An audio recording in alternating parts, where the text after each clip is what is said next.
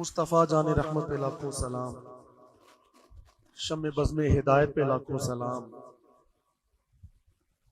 جس طرف اٹھ گئی دم میں دم آ گیا، اس نگاہ عنایت پہ لاکھوں سلام، اور وہ زبان جس کو سب کن کی کنجی کہیں، اس کی نافذ حکومت پہ لاکھوں سلام۔ کعبہ دین و دل یعنی نقش قدم، جس کی عظمت نہیں عرش اعظم سے کم، ہر بلندی کا سر ہو گیا جس پہ خم، کھائی قرآن خاک گزر کی قسم، اس کفے پا کے حرمت پہ لاکھوں سلام۔ ان کے اصحاب و اطرت پہ لاکھوں درود، اہل بیت نبوت پہ لاکھوں سلام، ان کی باتوں کی لذت پہ لاکھوں درود، ان کے خطبے کی ہیبت پہ لاکھوں سلام، باب فتح نبوت پہ لاکھوں درود، دور ختم رسالت پہ لاکھوں سلام۔ ان کا ابر کرم کس پہ برسا نہیں، کس جگہ اور کہاں ان کا قبضہ نہیں، ان کا لطف و کرم کس نے دیکھا نہیں، ایک میرا ہی رحمت میں دعویٰ نہیں، شاہ کی ساری امت پہ لاکھوں سلام۔ اللہ کریم کا بے حد احسان ہے کہ اس نے ہمیں اپنے حبیب اعظم کی امت میں پیدا فرمایا صلی اللہ علیہ وآلہ وسلم، اور ہمیں اپنے محبوب ولی کی نسبت عطا فرمائی، ہمیں اپنے پیارے ولی کی صحبت، ان کی زیارت عطا فرمائی۔ آج کی محفل بھی اللہ تعالیٰ کے بہت ہی پیارے اور محبوب ولی کی خاص نسبت سے ہے، پیران پیر امام الاولیاء گنج بخش فیض عالم مظہر نور خدا حضور سیدنا داتا علی حجویری رحمۃ اللہ علیہ ورضی اللہ تعالیٰ عنہ۔ اولیاء اللہ کی شان اور اولیاء اللہ کے مقامات جو ہیں، اور اللہ کی بارگاہ میں ان کی محبوبیت کا عالم جو ہے، اس کا اندازہ کوئی بشر اور کوئی ملک، کوئی جن، کوئی انسان، کوئی فرشتہ اس بات کا اندازہ نہیں کر سکتا کہ اللہ کریم کو اپنے بندوں سے کتنی محبت ہوتی ہے۔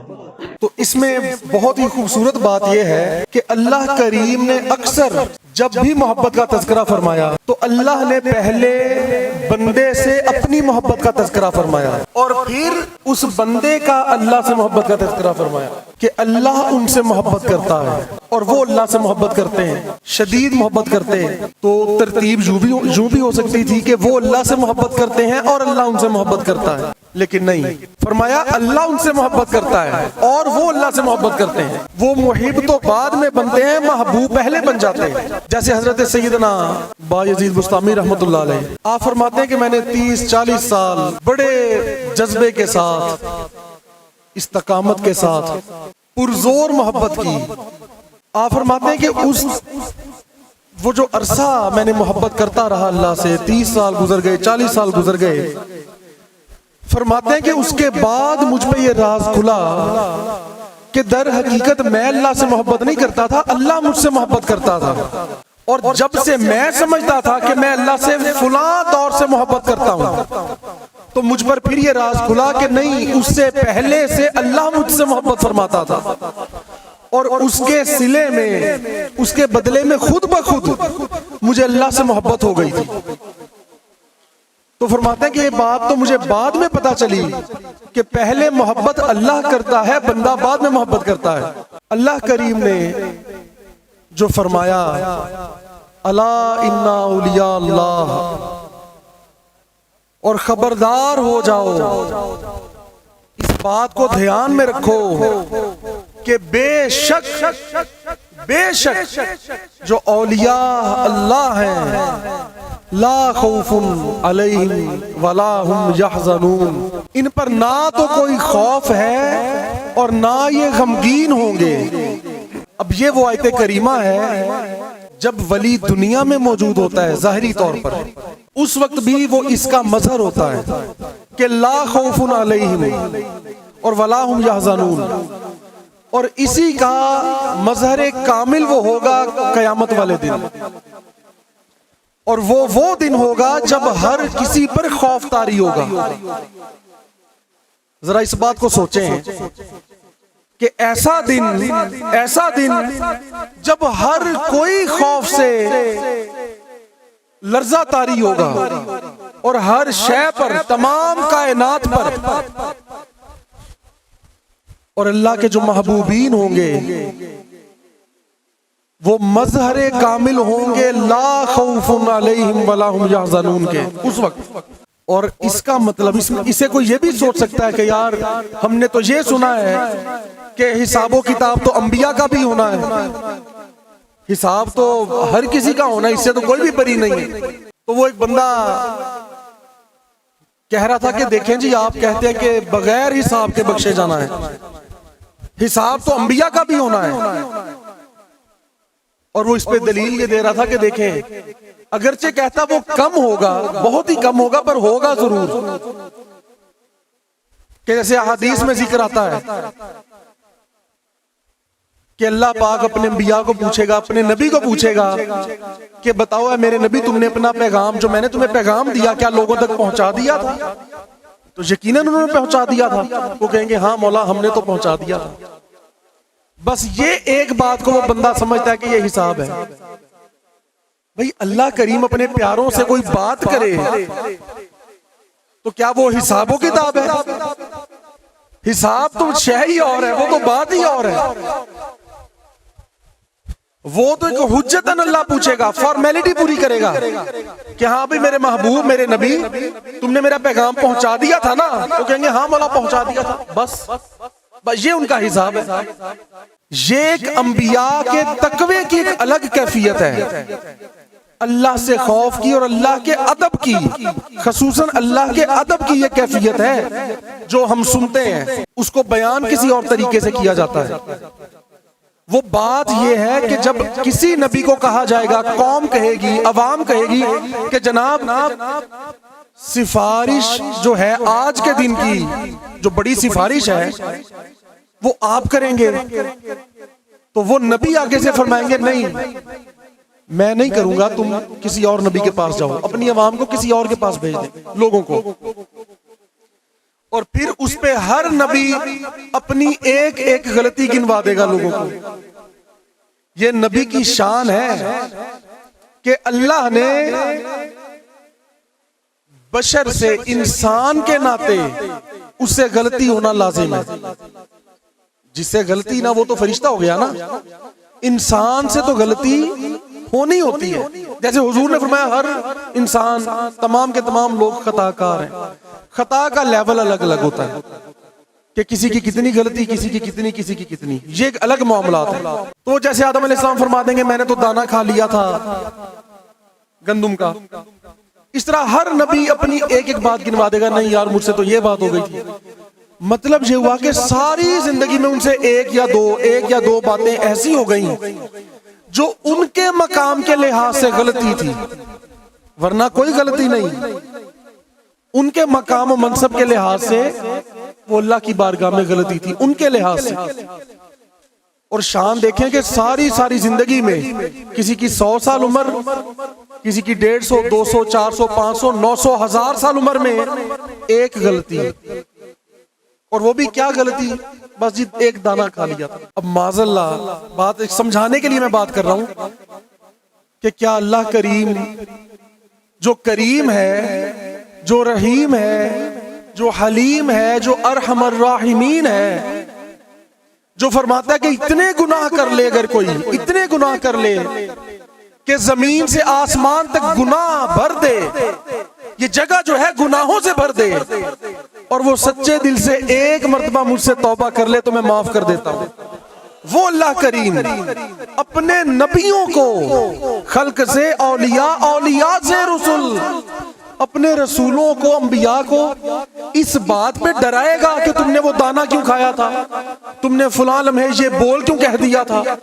وہ یوں ڈرائے گا اپنے پیاروں کو؟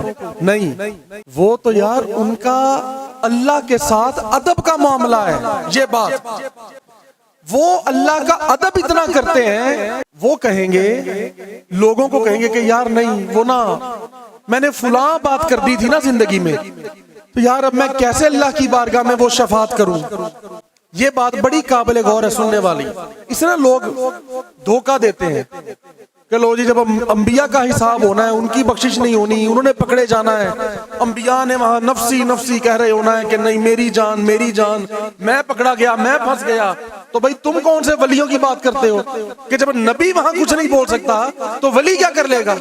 یہ بات ایسے نہیں ہے۔ وہ جو ہے وہ ہے ہر نبی شفاعت عظمی نہیں کرے گا، شفاعت ضرور کرے گا ہر نبی، حافظ کریں گے، حفاظ ہوں گے، ماں باپ کریں گے، بچے اپنے ماں باپ کی سفارش کریں گے، قرآن پاک کرے گا، روزے کریں گے، کئی اعمال کریں گے وہاں سفارش، تو اللہ کی بارگاہ میں تو نبی نہیں کرے گا بس تمہارے ذہن کے مطابق اولیاء اور انبیاء نہیں کریں گے بس، باقی کوئی حافظ بھی کر سکتا ہے، باپ اپنے بچے کی کر سکتا ہے، بچہ اپنے ماں باپ کی سفارش کر سکتا ہے بس۔ تو بھائی وہ شفاعت عظمی کا کہیں گے کہ جو سب سے بڑی شفاعت ہے، وہ کہیں گے جی ہم نہیں کریں گے، کسی اور کے پاس جاؤ کسی اور۔ یہ مرحلہ بھی، یہ بات بھی اس لیے ہوگی کہ تمام انبیاء اس بات کی اس ذریعے سے گواہی دیتے جائیں گے کہ یار وہ شفاعت عظمی جو ہے وہ امام الانبیاء نے کرنی ہے، ہم نے نہیں کرنی، بس اس بات کے لیے۔ اب یہ بتائیں کہ کیا حضرت سیدنا آدم علیہ السلام کو نہیں معلوم کہ سفارش اور شفاعت عظمی جو ہے امام الانبیاء نے کرنی ہے؟ معلوم ہے، لیکن جب لوگ آدم علیہ السلام کے پاس جائیں گے تو آدم علیہ السلام یہ کیوں نہیں فرمائیں گے کہ یار تم اپنا وقت ضائع نہ کرو، سیدھے چلے جاؤ امام الانبیاء کے پاس؟ وہ کہیں گے بھئی میں نے نہیں کرنی، کسی اور کے پاس جاؤ۔ پھر لوگ جائیں گے کسی اور کے پاس، پھر لوگ جائیں گے کسی اور کے پاس، اولو العزم رسولوں کے پاس جائیں گے، پھر وہ بھی آگے بھیجتے جائیں گے، پھر آخر کار پہنچیں گے امام الانبیاء کی بارگاہ میں، تو حضور پھر شفاعت عظمی فرمائیں گے، شفاعت سب سے بڑی شفاعت۔ تو یہ سلسلہ حضور کی شان دکھانے کے لیے اب اللہ کریم، اب دیکھیں ہم آیت الکرسی میں جو پڑھتے ہیں من ذا الذی یشفع عندہ الا باذنہ، اور کون ہے جو اس کی بارگاہ میں سفارش کرے کسی کی؟ کون ہے؟ الا باذنہ، سوائے اس کے جس کو وہ حکم دے دے، جس کو وہ امر دے دے، جس کو وہ اپنا اذن دے دے، اس کے سوا کون ہے جو سفارش کر سکے؟ یہ اس کی شان، اس کی بارگاہ کا پروٹوکول ہے، اور جن سے ہمیں نسبت ہے وہ بِإِذْنِهِ والے لوگ ہیں، الا بِإِذْنِهِ، ہاں کوئی نہیں کرے گا لیکن الا مگر بِإِذْنِهِ، جن کو اذن مل چکا ہے، یہ جن کے نام لکھے ہوئے ہیں جگہ جگہ، یہ اذن والے لوگ، ان کے سوا کون ہے جو سفارش کر سکے؟ یہ تو اللہ نے فرما دیا۔ تفاسیر میں اس کی تشریحات اور تفسیریں لکھی ہوئی ہیں کہ وہ اللہ کے بندے ہیں جن کو اللہ اذن دے گا کہ ہاں بھئی چلو تم کرو سفارش، تم کر دو بس، اس کے علاوہ کوئی نہیں کر سکتا۔ تو خیر میں یہ عرض کر رہا تھا کہ اللہ کریم نے اپنے بندوں کو جو پروٹوکول، جو عزت، تکریم، بلندی اور عظمت قیامت والے دن جو ان کی ظاہر کرنی ہے، وہ ہم سوچ بھی نہیں سکتے، سمجھ نہیں سکتے ہم۔ جس دن چہروں پر سوائے خوف کے کوئی اور چیز نہیں ہوگی، تو اللہ کے پیارے بندے وہ ہوں گے جن کے چہرے فرمایا 14ویں چاند سے زیادہ روشن ہوں گے۔ آپ یہ بتائیں کہ دن کے وقت، یہ سمجھنے کی بات ہے، احادیث کے الفاظ، یہ حدیث کے الفاظ، دن کے وقت اگر چاند نکل آئے اور دن بس عام دن نہ ہو، دھوپ نکلی ہو، دھوپ تیز، تو چاند نظر آتا ہے کسی کو؟ ہاں بہت ہی چھاؤں ہو جائے، کوئی ایسا پہر ہو چھاؤں والا تو شاید چاند نظر آ جائے ہلکا، لیکن دھوپ کے ٹائم چاند نظر آتا ہے نہیں۔ اچھا بالفرض نظر آ بھی جائے تو روشنی ظاہر ہوتی ہے، بس ایک حالہ نظر آتا ہے، سمجھ آتی ہے کہ بھئی چاند ہے۔ یار آفتاب قیامت جس دن ہوگا، خورشید قیامت، سورج یوں چمک رہا ہوگا، اور بادل تو اس دن ہوں گے نہیں، یہ تو سب کو پتا ہے، اس دن بارش تو ہونی نہیں نا، بادل آنے، دھوپ کا عالم ہوگا، تیز دھوپ۔ فرمایا قیامت والے دن ان کے چہرے 14ویں چاند سے زیادہ روشن ہوں گے، ان کے چہرے، یعنی وہ پہچانے جائیں گے، ان کے چہروں کا نور عیاں ہوگا، ظاہر ہوگا، چہروں پہ نور بلنک کر رہا ہوگا، چمک رہا ہوگا آب و تاب کے ساتھ، جہاں کھربوں کھربوں کھربوں انسان کھڑے ہوں گے، جنات کھڑے ہوں گے، مخلوقات دوسری کھڑی ہوں گی، تمام وہاں یہ لوگ الا باذنہ والے لوگ، اور جن کو اللہ نے خود فرمایا لا خوف، یہ جو میرے اولیاء ہیں، لا خوف علیہم ولا ہم یحزنون، اس دن بھی ان کے چہروں پہ خوف نہیں ہوگا اور نہ یہ غمگین ہوں گے۔ ان کا خوف اور غم دور کون کرے گا؟ وہ ان کا معبود حقیقی، محبوب حقیقی، وہ اللہ خود ہی ہوگا جو ان کا خوف اور ان کا غم دور کر دے گا۔ اس میں انبیاء بھی ہیں، اس میں اولیاء بھی ہیں، وہ صرف ایک شفاعت عظمیٰ کے طور پہ کہیں گے کہ یار ہم نے نہیں کرنی، کسی اور کے پاس جاؤ، ہم تو اپنی اس غلطی پہ نادم ہیں۔ یہ ان کی محبت کا اور ادب کا معیار ہے اللہ کے ساتھ۔ پھر جب حضور شفاعت عظمیٰ فرما دیں گے تو پھر حضور کے حکم سے اور حضور کی اجازت سے اور حضور کے فیض کے ساتھ باقی انبیاء اور اولیاء پھر سفارش کرتے جائیں گے، شفاعت کرتے جائیں گے لوگوں کی، اور ایسا مقام بھی ہوگا۔ احادیث میں آپ نے بار بار سنا ہے، احادیث مبارکہ میں آتا ہے کہ جب وہ آپ نے سنا ہے کہ حضور جب تشریف لائے نماز کے لیے اور نماز کے بعد فوراً واپس تشریف لے گئے، صحابہ کرام کے پاس گفتگو نہیں فرمائی، جلوہ افروز نہیں ہوئے، پھر اگلی نماز ادا فرمائی، پھر واپس تشریف لے گئے، پھر اگلی نماز ادا فرمانے آتے، پھر واپس تشریف لے گئے۔ جب 2-3 دن یوں ہو گیا تو پھر صحابہ نے عرض کی کہ یا رسول اللہ، اے ہمارے آقا مولا، آپ کی تو زیارت کے لیے ہم تڑپتے جا رہے ہیں، یہ کیا ماجرا ہو گیا کہ آپ صرف نماز ادا فرمانے تشریف لاتے ہیں اور نماز ادا فرما کے فوراً واپس تشریف لے جاتے ہیں؟ فرمایا میں اللہ سے اپنی امت کے لیے خصوصی کچھ کرم اور رحمت اور عطائیں اور بشارات خصوصی مانگ رہا ہوں، تو اس لیے تنہائی میں اللہ کے ساتھ ان معاملات میں مصروف رہتا ہوں۔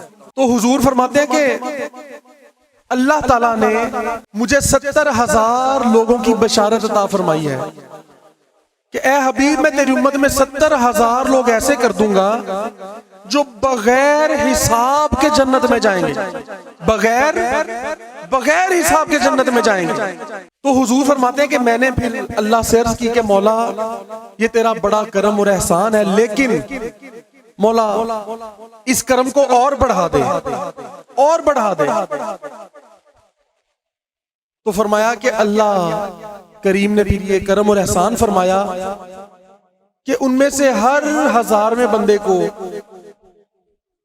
یہ طاقت اور یہ عطا فرمائی کہ وہ بھی اپنے ساتھ 70,000 لوگوں کو بغیر حساب کے بخشوا کے جنت میں لے جائے گا۔ اچھا حضور فرماتے ہیں میں اس پر بھی راضی نہیں ہوا، مکمل راضی نہیں ہوا، میں نے کہا مولا اور بڑھا دے، اس کو اور بڑھا دے۔ تو فرمایا کہ بات یہاں تک اب جا پہنچی ہے کہ ہر شخص، وہ جو 70,000 لوگ ہیں، پہلے تو ہر 1000واں بندہ تھا ان میں ایسا، اب ان 70,000 میں ہر بندہ ایسا ہے جو اپنے ساتھ 70,000 کو بغیر حساب کے جنت میں لے جائے گا۔ اور مسلم شریف میں ایک راوی فرماتے ہیں کہ وہاں شاید لفظ 7 لاکھ کا تھا۔ فرمایا اس پر بھی میں نے کہا ہاں مولا اب تو نے بڑا خاص اور عظیم کرم کر دیا۔ اچھا اب اس پر غور کریں، یہ بھی بات سمجھنے والی ہے۔ احادیث میں ان باتوں کے تذکرے آئے ہیں، ذکر آیا ہے کہ بڑے لوگ ایسے ہوں گے جو جہنم میں جا چکے ہوں گے، کئی لوگ ایسے ہوں گے جو جہنم کا ہلکا ترین درجہ ہے اس میں پہنچا دیے جائیں گے۔ ابھی وہ نیچے والے جہنم میں نہیں ڈالے جائیں گے، اوپر یہ بھی ان کو روک دیا جائے گا۔ اور جس میں ہے کہ ہلکا درجہ یہ ہے، ویسے تذکرہ آیا، ذکر آیا ہوا ہے کہ زمین پر، جہنم کی زمین پر آگ لگی ہوگی اور آگ صرف ان کے ٹخنوں تک آئے گی، جو پاؤں کی ہڈی ہے وہاں تک آگ آئے گی، اور اس کا عالم یہ ہوگا کہ جب کوئی انسان وہاں پر کھڑا ہوگا تو اس آگ کے سیک کی وجہ سے، گرمی کی وجہ سے، تپش کی وجہ سے اس کا دماغ کھول جائے گا، جیسے ہنڈیا پک جاتی ہے، ہنڈیا میں ابالے آتے ہیں نا، تو یوں دماغ ابل جائے گا اتنی سی آگ سے۔ اچھا خیر، اللہ تعالیٰ اس سے سب کو محفوظ رکھے اپنے تمام عذابات سے۔ یہ دعا لازمی کرنی چاہیے، ربنا آتنا فی الدنیا حسنۃ وفی الآخرۃ حسنۃ وقنا عذاب النار۔ اچھا، بہت لوگ ایسے ہوں گے جو جہنم میں جا چکے ہوں گے، اور اللہ پاک اپنے بندوں کو، اپنے انبیاء کو یا اولیاء کو فرمائے گا کہ اب تم ایسا کرو کہ جہنم کی طرف جاؤ اور وہاں دیکھو، اگر کوئی تمہاری پہچان میں آتا ہے تو اس کو بھی نکال کے جنت میں لے آؤ۔ اب بات جو میں عرض کر رہا ہوں وہ یہ ہے کہ اگر بندہ جہنم میں چلا ہی گیا تو پھر وہ جو فرمایا کہ بغیر حساب کے، تو پھر وہ کون سی بات ہے؟ تو پتہ یہ چلا کہ بغیر حساب والے اور ہیں، یہ جو 70 ہزار یا 7 لاکھ، جس کو اللہ جتنا چاہے گا اختیار عطا فرمائے گا، اتنے لوگوں کو تو بغیر حساب کے جنت میں لے جائے گا، بغیر حساب کے۔ اور احادیث میں یہ بھی الفاظ ہیں کہ ہر بندہ جو ان میں پہلا بندہ ہوگا، دیکھیں لفظ کتنے سبحان اللہ حضور کے الفاظ، فرمایا ہر پہلا بندہ جو ہوگا وہ اس وقت تک جنت میں نہیں جائے گا جب تک وہ آخری بندے کو جنت میں داخل نہ کر دے۔ وہ جنت کے دروازے پہ کھڑا رہے گا، ہر پہلا بندہ، یعنی جو ہر امام سلسلہ ہوتا ہے، سلسلے الگ الگ ہے نا۔ اب دیکھیں مثال کے طور پہ اب اپنا نقشبندی سلسلہ ہے، کہنے کو تو سارا ایک ہی سلسلہ ہے، صدیقی کہہ لیں، تو اگر ہم آج کہیں کہ ہم صدیقی سلسلے میں ہیں تو بالکل ٹھیک ہے۔ تو اب یہ جتنے اولیاء درمیان میں آئے، سیدنا صدیق اکبر سے ہمارے مرشد لاسانی سرکار تک، یہ سب سلسلہ صدیقیہ میں آئے، لیکن یہ تو بنا پھر ایک سلسلہ۔ حضور نے فرمایا ہر پہلا بندہ اس وقت تک جنت میں نہیں جائے گا جب تک وہ آخری بندے کو بھی جنت میں نہ لے جائے اپنے ساتھ۔ تو اس سے مراد یہ ہوا کہ جیسے مثال سلسلہ لاسانیہ، پھر چادریہ، جماعتیہ، یوں ہر سلسلے کا امام جن کے ناموں سے آگے سلسلے چلے۔ اب کہنے کو تو سبھی چشتی ہیں لیکن نظامی اور ہیں، وہ نوشو پاک والے اور ہیں، صابریہ اور ہیں، لیکن کہنے کو تو سبھی چشتی ہیں، تو پھر ایک بنا۔ حضور کے الفاظ دیکھیں، پہچان بتا دی، فرمایا ہر پہلا بندہ اس وقت تک جنت میں نہیں جائے گا جب تک وہ آخری بندے کو بھی اپنے ساتھ نہ لے جائے۔ حدیث میں الفاظ۔ تو یہ اللہ کے پیارے اور عظیم بندے جو ہیں، یہ اپنے اپنے سلسلوں کو، اپنے اپنے مریدین، سالکین، متعلقین جو ہیں، متوسلین جو ہیں، ان کو بغیر حساب کے جنت میں لے جائیں گے۔ یہ احادیث میں، یہ کوئی ہم بات نہیں کر رہے اپنی طرف سے، یہ تو حضور نے جو فرمایا وہ بات بتا رہے ہیں۔ اور ان کی شان کا عالم دیکھیں، اس دن فرمایا کہ ان کے چہرے 14ویں رات کے چاند سے بھی زیادہ روشن ہوں گے۔ اور میں پہلے بھی بات کر چکا، چاند رات کو نظر آتا ہے بڑا چمکدار، لیکن دن کو چمکدار نہیں نظر آتا۔ ان کی شان کا عالم کیا ہوگا کہ جو دن کی روشنی میں، جو چمکتی دہکتی دھوپ میں چاند سے زیادہ روشن نظر آ رہے ہوں گے۔ اللہ کتنا نور عطا فرمائے گا ان کو۔ اور آپ نے وہ باقی احادیث بھی سنی ہے کہ نور کے ممبروں پہ جلوہ گر ہوں گے، اس طرح ہوں گے۔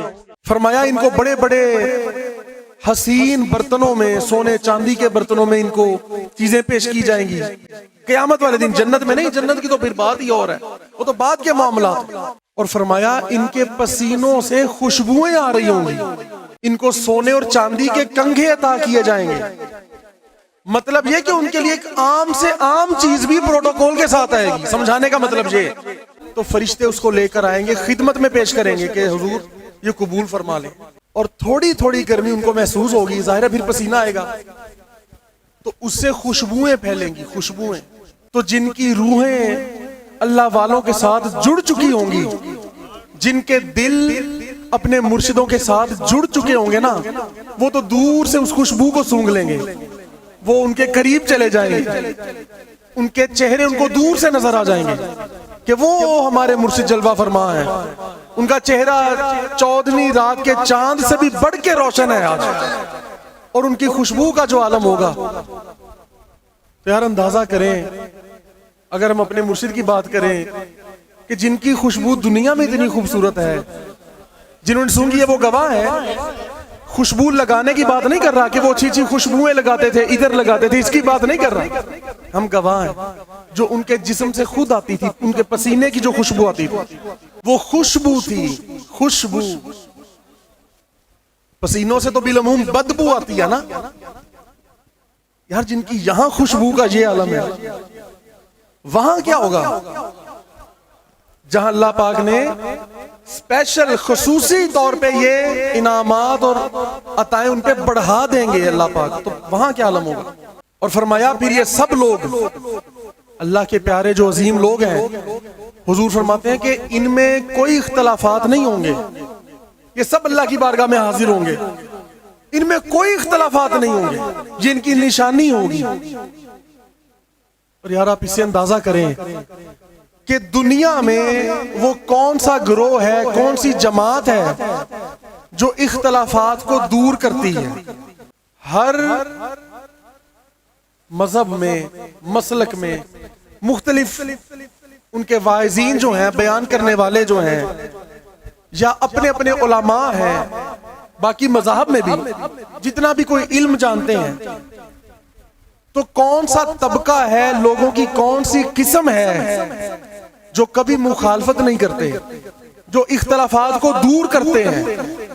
یہ فقط ایک گروہ ہے جنہیں ہم صوفیہ کرام کہتے ہیں، جنہیں اولیاء کرام کہتے ہیں. یہ وہ لوگ ہیں، اور حضور نے حدیث میں نشانی بھی یہ بتائی. آپ دیکھیں علماء تو جناب بڑی بڑی سخت زبانیں بھی استعمال کرتے ہیں، اختلافات سے بھرپور بھی ہوتے ہیں. کون سا عالم ایسا ہے جس کو دوسرے عالم سے اختلافات نہ ہو اور بے شمار مخالفتیں نہ ہوں، اور اتنی غلیظ زبان استعمال کرنے والے مولوی آپ کے سامنے نہیں، گالیوں پہ گالیاں بکنے والے مولوی سامنے نہیں.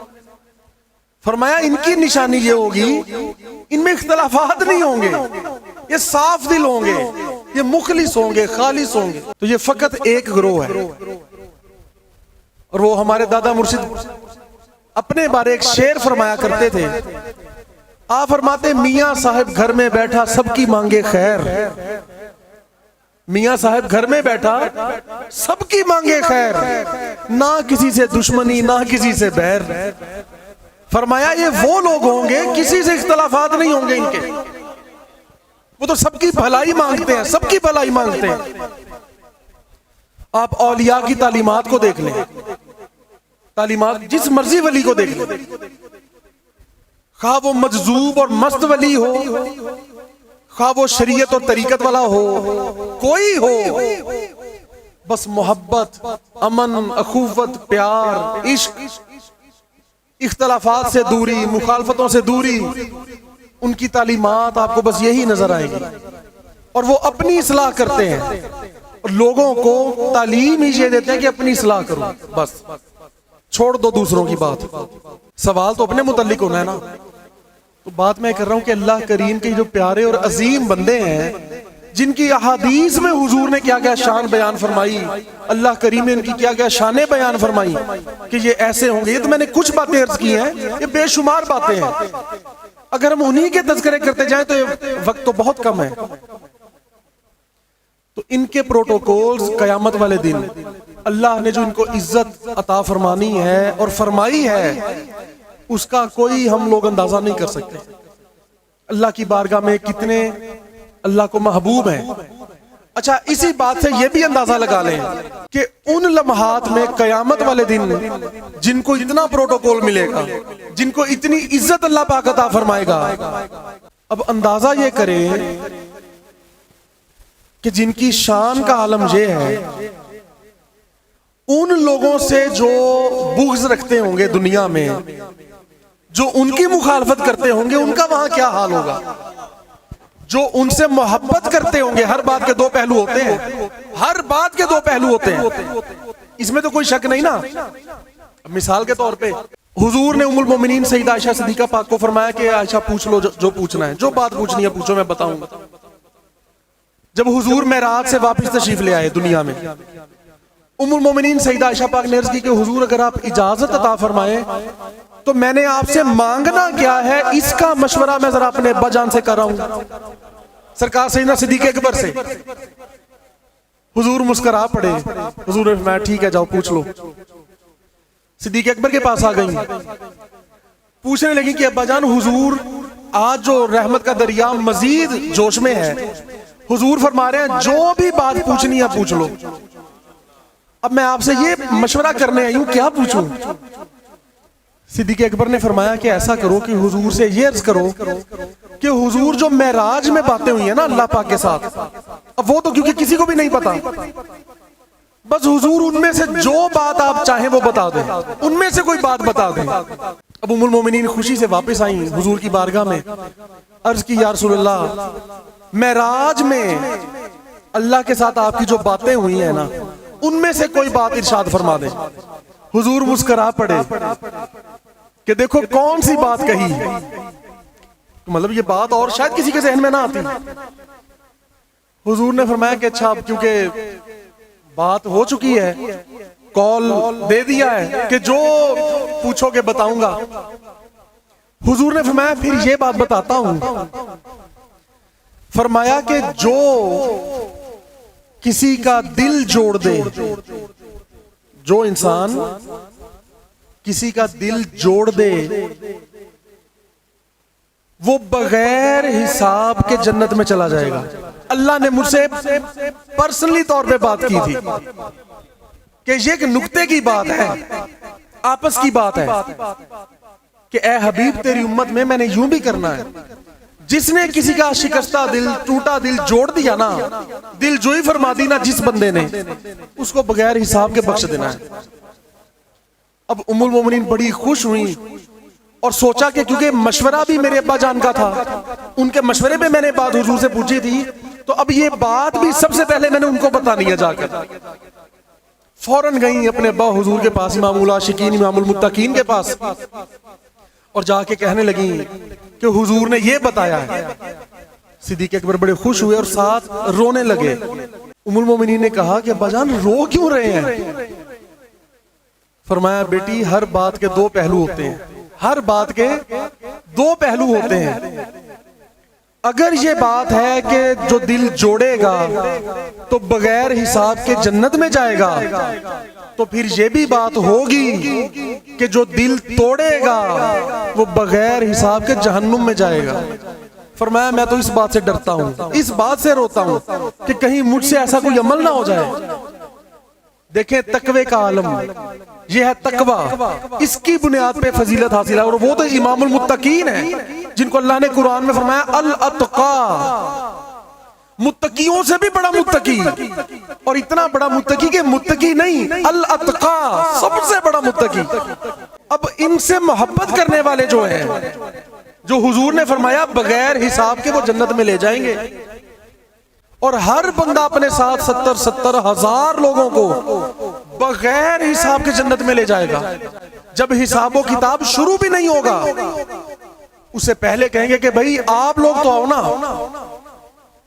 کوئی بھی امام سلسلہ موجود ہوگا، اللہ کی طرف سے اس کو اذن دے دیا جائے گا، اختیار دے دیا جائے گا، اور وہ حساب و کتاب کے معاملات شروع ہونے سے پہلے ہی ان کو کہا جائے گا بھئی تم 70 ہزار پکڑو اور چلو جنت میں، تاکہ باقیوں کا حساب کتاب شروع ہو جائے گا۔ اور وہ اس کے بعد کے مراحل ہیں کہ جو جہنم میں جا چکے ہوں گے، پھر اللہ فرمائے گا چلو ان میں سے بھی دیکھ لو، کسی کو نکالنا ہے تو نکال لاؤ۔ تو پھر وہ جہنم والوں کو جا کے دیکھیں گے اور جن جن کا چہرہ پہچانیں گے ان کو وہ لے آئیں گے. اچھا خیر میں بات اپنی پوری کر دوں, بس جملہ پورا کرنا, سمجھ تو آ گئی آپ لوگوں کو کہ جو بغیر حساب کے جن کی وجہ سے, جن سے محبت رکھنے کی وجہ سے بغیر حساب کے جنت میں جانا ہے, تو یہ بھی ذہن میں رکھیں. دوسرا پہلو یہ ہے جو ان سے بغض رکھے گا, جو ان سے عداوت کرے گا, جو ان سے دشمنی کرے گا, وہ بھی بغیر حساب کے جہنم میں دھکیل دیا جائے گا. اور آپ جانتے ہیں کہ یہ اللہ نے جو فرمایا اپنے ولی کی شان, جس میں فرمایا من عاد لی ولی جن, میرے ولی سے کوئی دشمنی کرے اگر, لفظ دیکھیں, یہ نہیں فرمایا کہ میں اسے آخر کار جہنم میں پھینک دوں گا. یہ بھی بڑا عذاب تھا. میں بات سمجھانے کے لیے یوں بات کر رہا ہوں کہ اللہ فرماتا جس نے میرے ولی سے دشمنی کی اس کو جہنم کی آگ جلا دے گی, یا پھر یوں فرماتا اس کو پتھروں کا عذاب ہوگا, یا پھر اس کو خون اور پیپ پینا پڑے گا, یا اس کے جسم پہ پھوڑے پھنسیاں نکل آئیں گے, یا اس کو کوڑے لگیں گے. اس سے اوپر کی بات کی اللہ نے, اور اپنے ولیوں کی شان بتانے کے لیے اور اپنی بارگاہ میں محبوبیت بتانے کے لیے اور ان کی دشمنی سے ڈرانے کے لیے اللہ نے جو لفظ استعمال فرمایا میں اس سے اعلان جنگ کروں گا. اعلان جنگ, یار اندازہ کرو, اللہ تعالیٰ کو 1 2 4 10 عذاب نہیں بتا رہا, فرما رہا ہے جس نے میرے ولی سے دشمنی کی اس کے ساتھ میرا اعلان جنگ ہے. اب یہ پہلا تو یہ بتائیں اللہ کو جنگ کرنے کی ضرورت ہے بندے کے ساتھ یا ساری کائنات کے ساتھ بھی؟ اس کے تو ایک اشارے کی مار ہے یار ساری کائنات. وہ نیست و نابود کرنا چاہے, ایک اشارہ, اس کا اشارہ بھی چھوڑیں, اس کے فرشتے نے سور پھونکنا تو ہر چیز تباہ و برباد ہو جانی ہے. سور پھونکنا ہے نا حضرت اسرافیل علیہ السلام نے, تو پہاڑ روئی کے گالوں کی طرح اڑیں گے, روئیوں کی طرح, ریشوں کی طرح. آسمان لال ہو جائے گا, پھٹ جائے گا, زمین انڈیل دی جائے گی, ہر چیز زمین ہیبت کے ساتھ اور ڈر کے ساتھ اپنی ایک ایک چیز کو نکال باہر پھینکے گی. یعنی بات سمجھانے کا مقصد دیکھیں, اس بات سے ڈریں. جتنے لوگ اس پیغام کو سوشل میڈیا پہ دیکھیں وہ لوگ بھی اس بات سے توبہ کریں. ایسے لوگوں کو سنتے ہیں ان سے توبہ کریں. اللہ نے یہ نہیں فرمایا کہ اس کو فلاں عذاب ہے یا فلاں عذاب ہے, فرمایا میں اعلان جنگ کرتا ہوں. اس کو جنگ کی ضرورت نہیں, جنگ تو ہوتی ہے برابری والوں میں. ایک حاکم ہو, ایک محکوم ہو, اس نے کیا جنگ کرنی؟ حاکم کہے اپنے محکوم کو کہ چل بھئی ایسے, وہ مجبور ہے, وہ کرنا پڑتا ہے. حاکم چاہے اٹھا کے جیل میں ڈال دے, مار دے, بندہ کیا کر لے گا؟ جنگ تو ہوتی ہے برابر, کسی بھی لحاظ سے کوئی برابری ہو تو پھر جنگیں ہوتی ہیں. اللہ اپنے ولی کی دشمنی سے ڈرانے کے لیے, ہیبت کے لیے, سبق سکھانے کے لیے فرما رہا ہے کہ ذہن میں رکھنا لوگوں, یہ بات یاد کر لو, جس نے میرے ولی سے دشمنی کی میرا اس کے ساتھ اعلان جنگ ہے. اعلان جنگ ہے, یہ بہت بڑی بات ہے. تو اس لیے یہ ذہن میں رکھیں کہ حضور کی امت میں جو ایسے لوگ ہیں جن کا حضور نے فرمایا کہ اللہ نے مجھے فرمایا کہ 70,000 ایسے لوگ بغیر حساب کے جنت میں جائیں گے, اور ان میں سے ہر شخص اپنے ساتھ 70,000 یا 7 لاکھ لوگوں کو بغیر حساب کے جنت میں لے جائے گا. تو یہ ذہن میں رکھیں کہ ان لوگوں کے ساتھ عداوت, دشمنی, بغض, ان کی عزت میں کمی کرنا, ان کا تذکرہ بے ادبی کے ساتھ کرنا, ان کی باتیں کم ادبی کے ساتھ کرنی, ان کے بارے گستاخی کے جملے بولنے, ان کے بارے بے لحاظی دکھانی, ان کے معاملے میں بد زبان ہو جانا, تو یہ بھی ذہن میں رکھیں کہ بغیر حساب کے جہنم میں دھکیل دیے جائیں گے وہ لوگ, بغیر حساب کے. عبادتیں کام نہیں آنی, بدوں کے کیا, وہ تو نیکوں کے کام نہیں آنی. امال کی بنیاد پہ جانا ہے کسی نے جنت میں؟ کسی نے نہیں جانا. اعمال کی وجہ سے نہیں جانا. ہاں جو جنت میں چلے جائیں گے حضور کی رحمت سے, اللہ کی رحمت سے. حضور اللہ کی سب سے بڑی رحمت ہے. اللہ نے کیا فرمایا؟ حضور نے فرمایا اللہ کی رحمت سے جائیں گے. اور حضور خود کیا ہیں؟ رحمت للعالمین. فرمایا اللہ کی رحمت کی وجہ سے جائیں گے. بس کہ جو لوگ جنت میں چلے جائیں گے ان کو پھر ان اعمال کی وجہ سے جو انہوں نے دنیا میں اچھے عمل کیے ہوں گے اس کی وجہ سے ان کو مزید نواز دیا جائے گا. سمجھ آ رہی ہے بات؟ جو جنت میں چلے جائیں گے رحمت کی بنا پر, عمل کی بنیاد پہ نہیں, رحمت کی بنیاد پر وجہ سے ان کو پھر اچھے اعمال کا صلہ اللہ مزید عطا فرمائے گا. لیکن وہ اچھے اعمال کی بنیاد پہ جنت میں جائیں گے نہیں.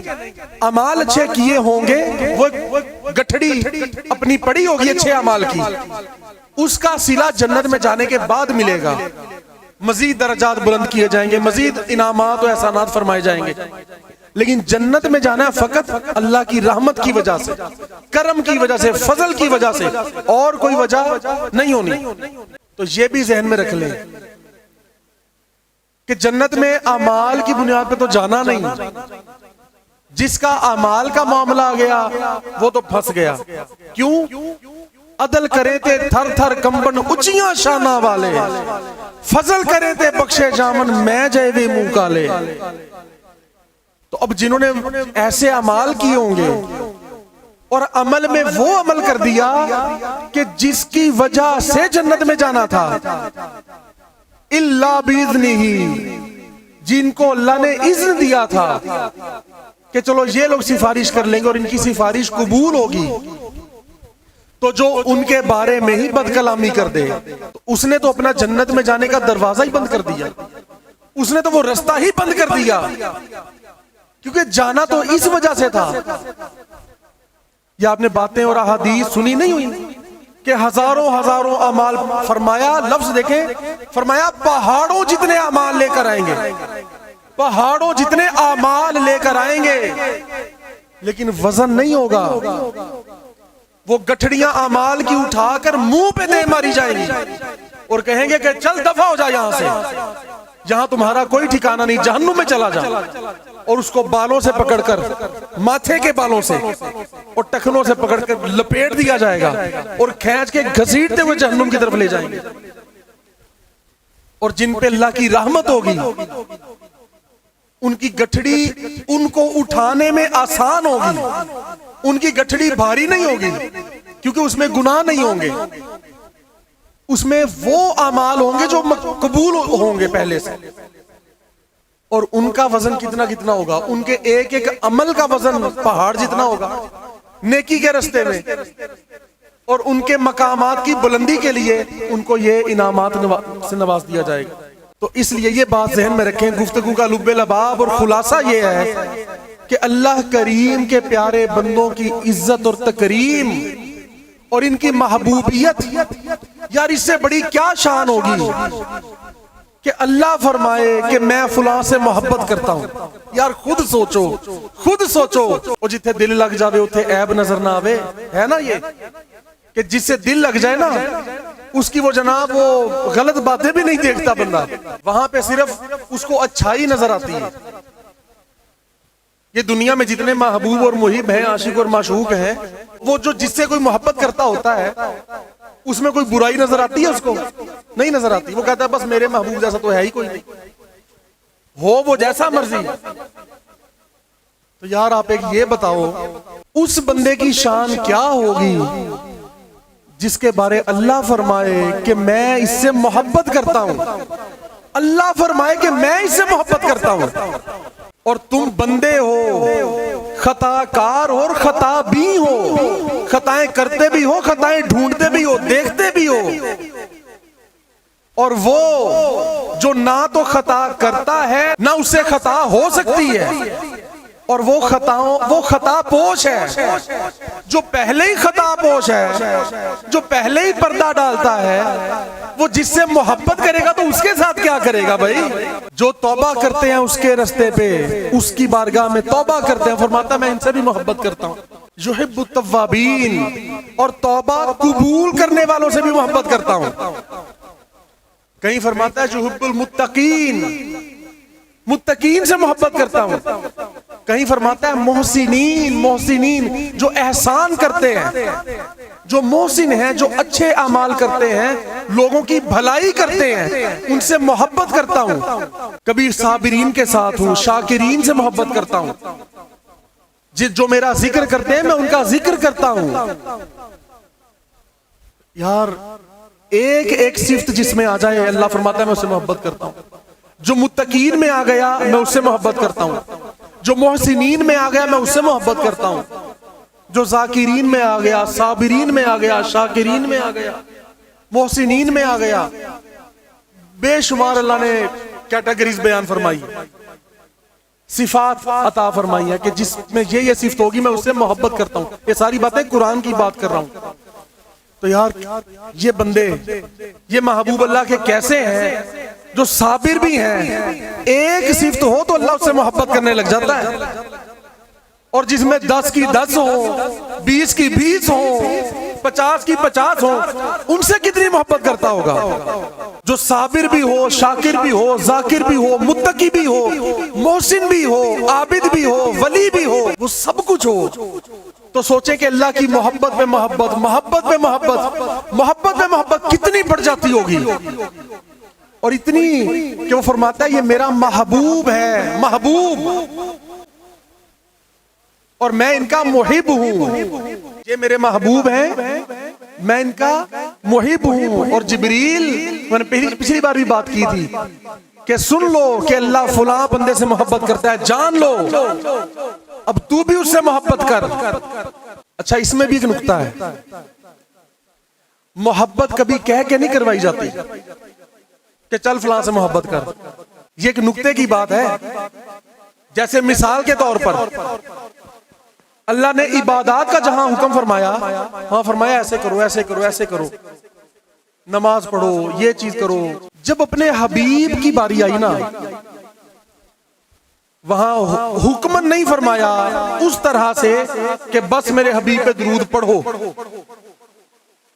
سخت انداز سے نہیں فرمایا، محبت کی زبان میں فرمایا ان اللہ و ملائکتہ۔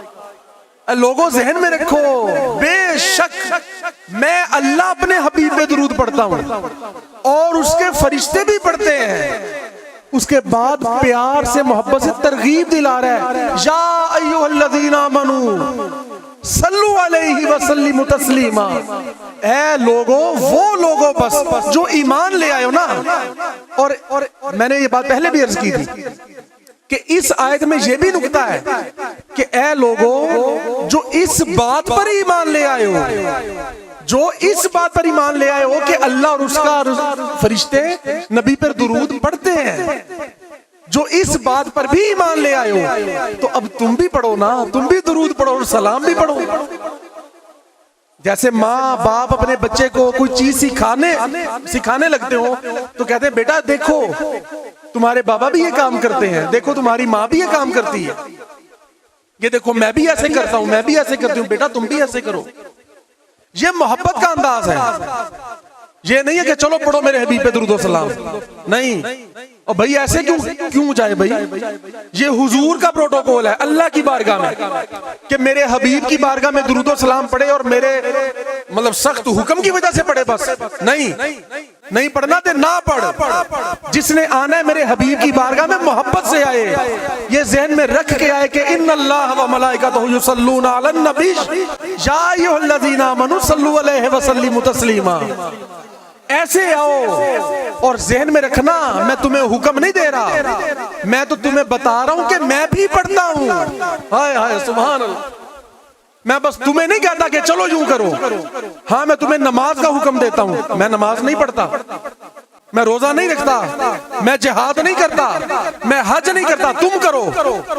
درود و سلام کا نہیں کہتا کہ تم کرو، تمہیں بتا رہا ہوں کہ میں بھی پڑھتا ہوں، اور میں تو خود پڑھتا ہوں اپنے حبیب پہ، اور میرے فرشتے بھی پڑھتے ہیں۔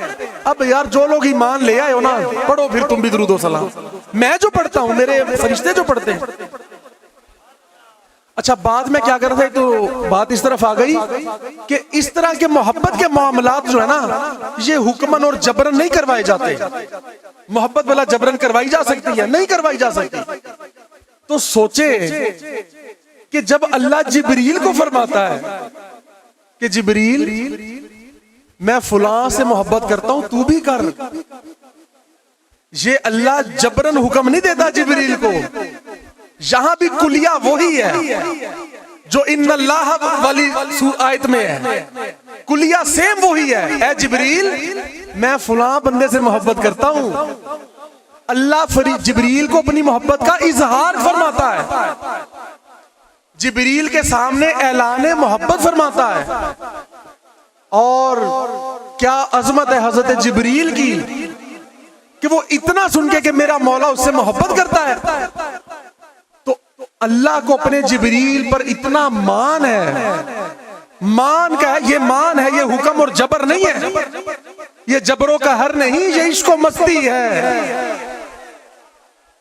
اللہ کو اپنے اس مقرب فرشتے پہ اتنا مان ہے کہ اللہ فرماتا ہے جبریل تو بھی کر. اللہ کو پتا میں نے اسے کہنا ہے تو اس نے کرنے لگ جانی محبت. اس نے یہ تھوڑی کہنا ہے اس ابلیس کی طرح، اس نے یہ تھوڑی کہنا ہے کہ میں کیوں کروں، میں تو نور سے بنا ہوں وہ تو مٹی سے بنا ہے، میں محبت کیوں کروں، میں محب کیوں بنوں، میں کیوں اس کی جناب خدمت کروں، میں ادب سے کیوں ملوں اس کو.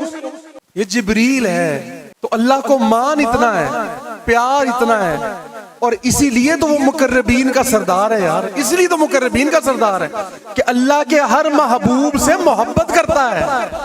جبریل تو بھی اس سے محبت کر. اور جبریل دیکھیں پھر کیا کرتے ہیں. جبریل علیہ السلام فقط خود محبت نہیں کرتے، وہ بھی کرتے ہیں، لیکن اس پیغام کو اپنے تک نہیں رکھتے.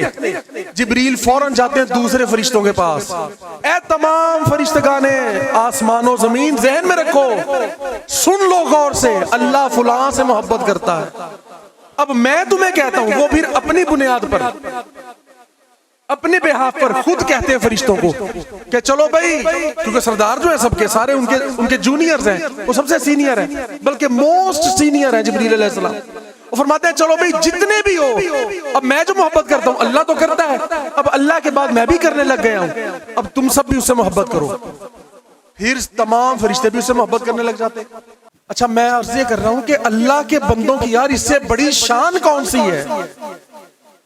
تم تو اللہ کے ولیوں پہ کرتے ہو نکتہ چینی، ان کے محبین دیکھو کون کون ہے. کبھی یہ سوچو حضور داتا صاحب پہ تنقید کرنے سے پہلے، کبھی ان کی باتوں پہ تنقید کرنے سے پہلے کہ کشف المحجوب میں یہ لکھا ہے اور ایسے ہے اور ویسے ہے، فلاں بات ایسے تھی، غوث پاک نے یہ بات کر دی، حضرت جنید بغدادی کی فلاں بات ہے، داؤد تائی کی یہ بات ہے، باجی بستامی کی یہ بات ہے، لاسانی سرکار کی یہ بات ہے، چادر والی سرکار کی وہ بات ہے. مثال دے رہا ہوں کہ ان باتوں سے پہلے ذرا یہ دیکھو ان کے محبین کون کون ہیں، ان کے محبین میں شامل کون کون ہیں. اگر تو تم یہ کہتے ہو کہ یار یہ بیٹھے ہیں کوئی 200-400 بندے بیٹھے یہ ہیں، یا کوئی ہزاروں لوگ ہوں گے کہ چلو یار ہزاروں لوگ ہوں بھی تو نہ ماننے والے بھی تو ہزاروں موجود ہیں نا، تو برابر ہو گئے، ٹھیک ہے، پلہ برابر ہو گیا دونوں طرف کا. تو بھئی یہ کوئی اتنی اہمیت نہیں رکھتا، ٹھیک ہے، ایک لحاظ سے ٹھیک ہے، لیکن یہ تو دیکھو کہ مخالفین کون کون ہیں اور محبین کون کون ہیں. ان کا لیول بھی تو چیک کرو نا دونوں کا. اگر 10 مخالف موجود ہیں تو 10 محب بھی موجود ہیں، لیکن دیکھنا یہ ہے کہ وہ ہے کون، ان کی اپنی حیثیت کیا ہے، ان کی اپنی حیثیت کیا ہے دونوں پارٹیوں کی.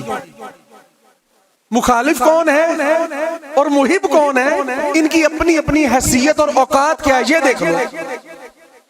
مخالف میں ہو تم، محبین میں ہے جبریل. مخالف میں ہو تم جاہل لوگ، محبین میں ہے فرشتگان آسمان.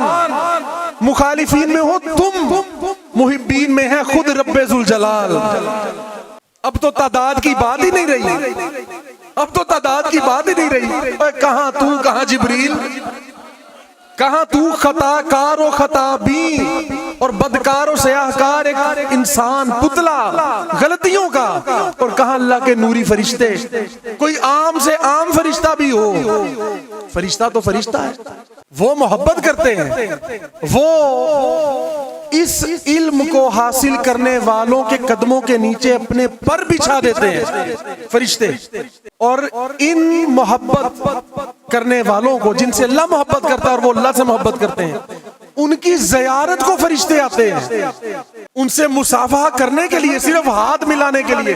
دنیا میں دیکھیں کوئی بندہ کسی کے بڑی عزت کرتا ہو نا، بڑی، تو کہتا ہے یار کاش کبھی اس سے سلام لے لوں، بس کبھی اس سے ہاتھ ملا لوں یار۔ ہے کہ ایک بات یا نہیں، یہ کیفیت ہوتی ہے نا کہ یار کبھی سلام ہی ہو جائے یار،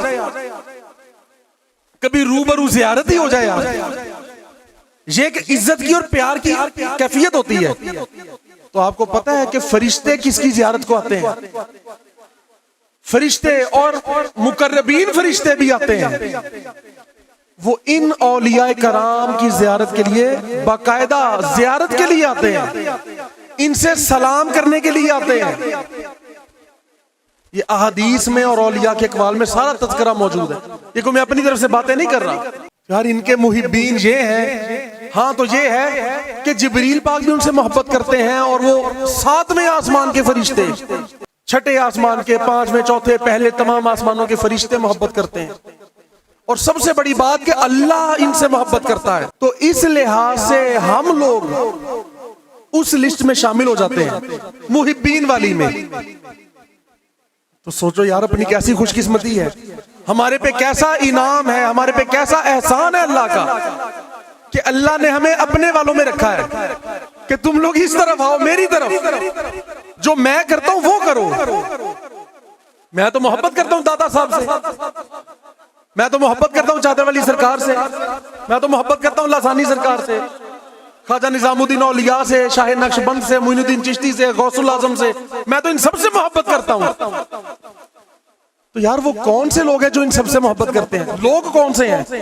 اہل سنت و جماعت، وہ ہم لوگ ہیں جو اللہ کی اس سنت پہ عمل کرتے ہیں، لیکن اللہ کی توفیق سے، اللہ کے احسان سے، ورنہ ہم اس قابل نہیں تھے اور نہ ہیں۔ اس کا فضل اور کرم ہے، اس نے ہمیں محبین میں، ماننے والوں میں شامل کر دیا ہے، یہ اس کا احسان ہے۔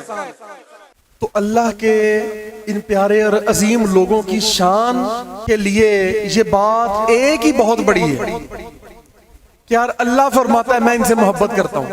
ساری باتیں ایک طرف، یہ بات ایک طرف، یہ کروڑوں کھربوں اربوں باتوں پہ ایک بات بھاری ہے کہ یار اللہ ان سے محبت کرتا ہے۔ اور یہ بھی ہے کہ جو اللہ والے ہوتے ہیں نا، جو اہل نظر ہوتے ہیں، وہ جانتے ہیں کہ ان کی شان اور مقام کے جو مظاہر ہیں وہ کیسے کیسے ہیں، ان کی شان ظاہر کیسے ہوتی ہے اور کیسی ہے، شان و مقام کا عالم کیا ہے۔ یہ بات پہلے بھی عرض کی تھی، اب کیونکہ اللہ والوں کا تذکرہ ہو رہا ہے تو ہوتا رہنا چاہیے۔ اب دیکھیں کتنی بڑی ہستی ہے حضور سیدنا صابر پیا سرکار، علاء الدین صابر رحمت اللہ علیہ۔ آپ پیدائشی ولی ہیں، پیدائشی، آپ کی ولادت سے پہلے بھی آپ کی بشارات اور کرامات سنی بھی ہوں گی، آپ نے پڑھی بھی ہوں گی۔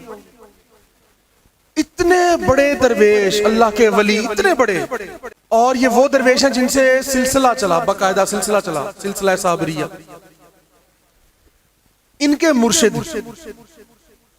مرشد حضور سیدنا بابا فرید الدین زہد الانبیاء، حضور سیدنا بابا فرید الدین گنج شکر رحمت اللہ علیہ۔ اچھا، ان کے مرشد حضور سیدنا معین الدین چشتی اجمیری رحمت اللہ علیہ، خواجہ غریب نواز، جن کا عالم یہ ہے کہ مدینہ شریف جب حاضر ہوئے تو عرض کی الصلاۃ والسلام علیکہ یا رحمت للعالمین، تو گنبد خضرا سے آواز آئی وعلیکم السلام یا معین الدین۔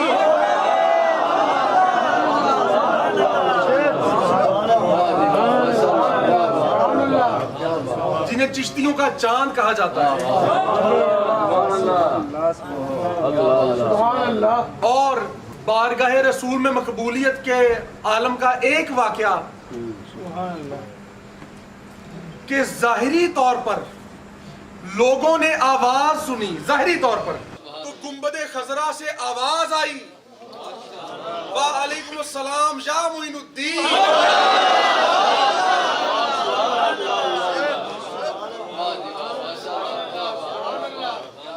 जिन्हें चिश्तियों का चांद कहा जाता है, और बारगाह रसूल में मकबूलियत के आलम का एक वाक़या कि ज़ाहिरी तौर पर लोगों ने आवाज़ सुनी, ज़ाहिरी तौर पर कि गुंबद खजरा से आवाज़ आई कि मोइनुद्दीन को बुलाओ, और ख्वाजा मोइनुद्दीन चिश्ती अजमेरी ख्वाजा गरीब नवाज के तकवे का और आजिज़ी का आलम देखें। आपके पास आके लोगों ने कहा कि जनाब आपको हुजूर बुला रहे हैं। आपने फरमाया कि हुजूर ने क्या फरमाया, क्या आवाज आई है तुम्हें? उन्होंने कहा जी आवाज ये आई है कि मोइनुद्दीन को बुलाओ। आजिज़ी में और अपनी कैफियत में फरमाने लगे कि यार मेरी कहाँ मजाल, मेरी क्या औकात के हुजूर मुझे बुलाए। यार कोई और मोइनुद्दीन नाम का बंदा आया होगा, उसको बुलाया होगा हुजूर। फरमाया देखो यहाँ और भी मोइनुद्दीन नाम के होंगे। इतनी देर में आवाज आई मोइनुद्दीन चिश्ती को बुलाओ। वहां से फिर सिलसिला चिश्त चल पड़ा।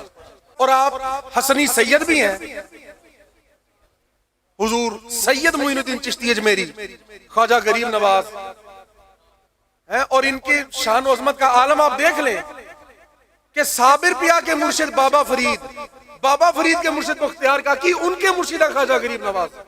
अब हुजूर ख्वाजा मोइनुद्दीन चिश्ती अजमेरी का आलम, उनकी शान और मकाम का आलम। आप आते हैं लाहौर, कई ममालिक और इलाकों शहरों से सफर करते हुए, और अपनी अल्लाह की बारगाह में मकबूलियत बढ़ाने, अल्लाह का मजीद कुर्ब और वसल हासिल करने।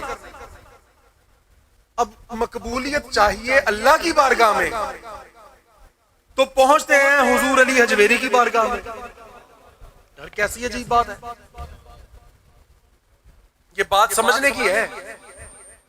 अल्लाह की कुर्बत कैसे मिलती है? हुजूर ख्वाजा मोइनुद्दीन चिश्ती अजमेरी को कुर्ब या वसल चाहिए, अल्लाह का मजीद जो भी उनको चाहिए वो अल्लाह से मांग लेते। कहते मौला ये अदा कर दे तो क्या ना होता, वो तो मुस्तजाब दावात, जो दुआ फरमाते कबूल हो जाती। आप आए हुजूर दाता साहब की बारगाह में, और आकर कशफुल कुबूर, किसी कब्र वाले से राबता करना, दाएं तरफ आकर आपने राबता कर लिया, राबते की कोशिश की, राबता नहीं हुआ, फिर कोशिश की, राबता नहीं हुआ, फिर कोशिश की, राबता नहीं हुआ। फिर आपको इशारा हुआ कि जब अपने से ऊंचे के बारगाह में आए ना, तो यूं चेहरे के पास नहीं आ जाते, फिर कदमों की तरफ बैठते हैं। फिर हुजूर ख्वाजा मोइनुद्दीन चिश्ती अजमेरी गए कदमैन शरीफैन की तरफ, दाता साहब के, फिर वहां से राबता किया तो राबता हो गया। और फिर फरमाते हैं कि वहां से एक नूरी हाथ बाहर आया कब्र मुबारक से, और फरमाया ए मोइनुद्दीन, जो भी चाहते हो, जो भी चाहते हो इस हाथ में से उठा लो। हाय हाय सुभान अल्लाह। अब सोचो यार वो हाथ किसका होगा कि जो ख्वाजा गरीब नवाज की तलब को पूरा कर सके, और जो उनको फरमाए अताए रसूल, इमामुल हिंद, इमामुल औलिया, सुल्तानुल औलिया, उनको फरमा रहा है कि जो चाहते हो इस हाथ में से उठा लो। हाथ है अल्लाह का बंदा मोमिन का हाथ। इसीलिए ये सिलसिला चलता आ रहा है, इसलिए कहते हैं हथ पीरते हैं निशदुल्ला, अल्लाह के हाथ। ये सिलसिला बैत का, निस्बतों का सिलसिला यूं चलता है।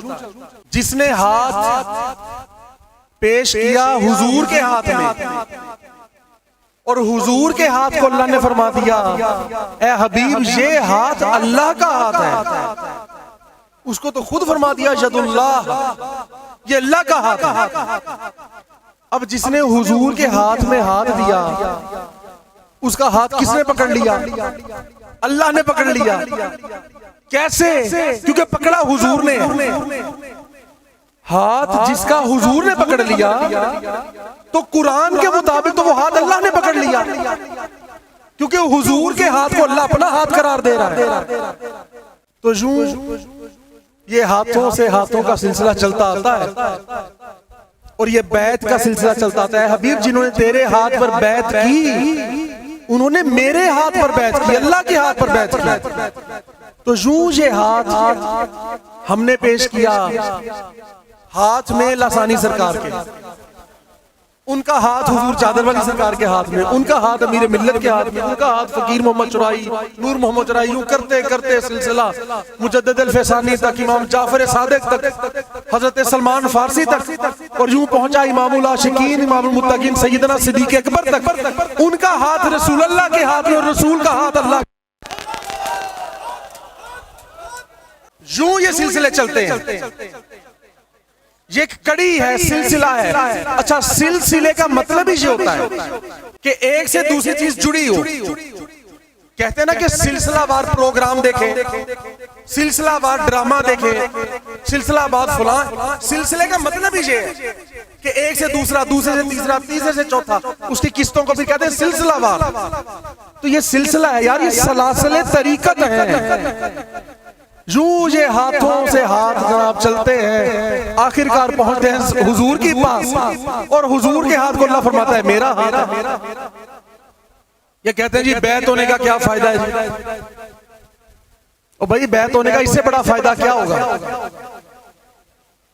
کہ ہم اس سلسلے میں اپنا ہاتھ رکھ لیں، ان ہاتھوں کو پکڑ لیں جن کے ہاتھ رسول اللہ کے ہاتھ میں جا پہنچتے ہیں سلسلے کی نسبت سے، جن کے ہاتھ سلسلے کی نسبت سے رسول خدا کے ہاتھ میں ہو، ہم ان کے سلسلے میں حاضر ہو جائیں، داخل ہو جائیں۔ اس سے بڑا کوئی انعام ہے کہ اس نسبت سے ہماری نسبت حضور کے ساتھ جڑ جاتی ہے۔ ایک بالعموم نسبت سب کو حاصل ہے، ہر امتی کو حاصل ہے۔ کیوں؟ کیونکہ وہ ہمارے نبی، ہم امتی تیری قسمت پہ لاکھوں سلام۔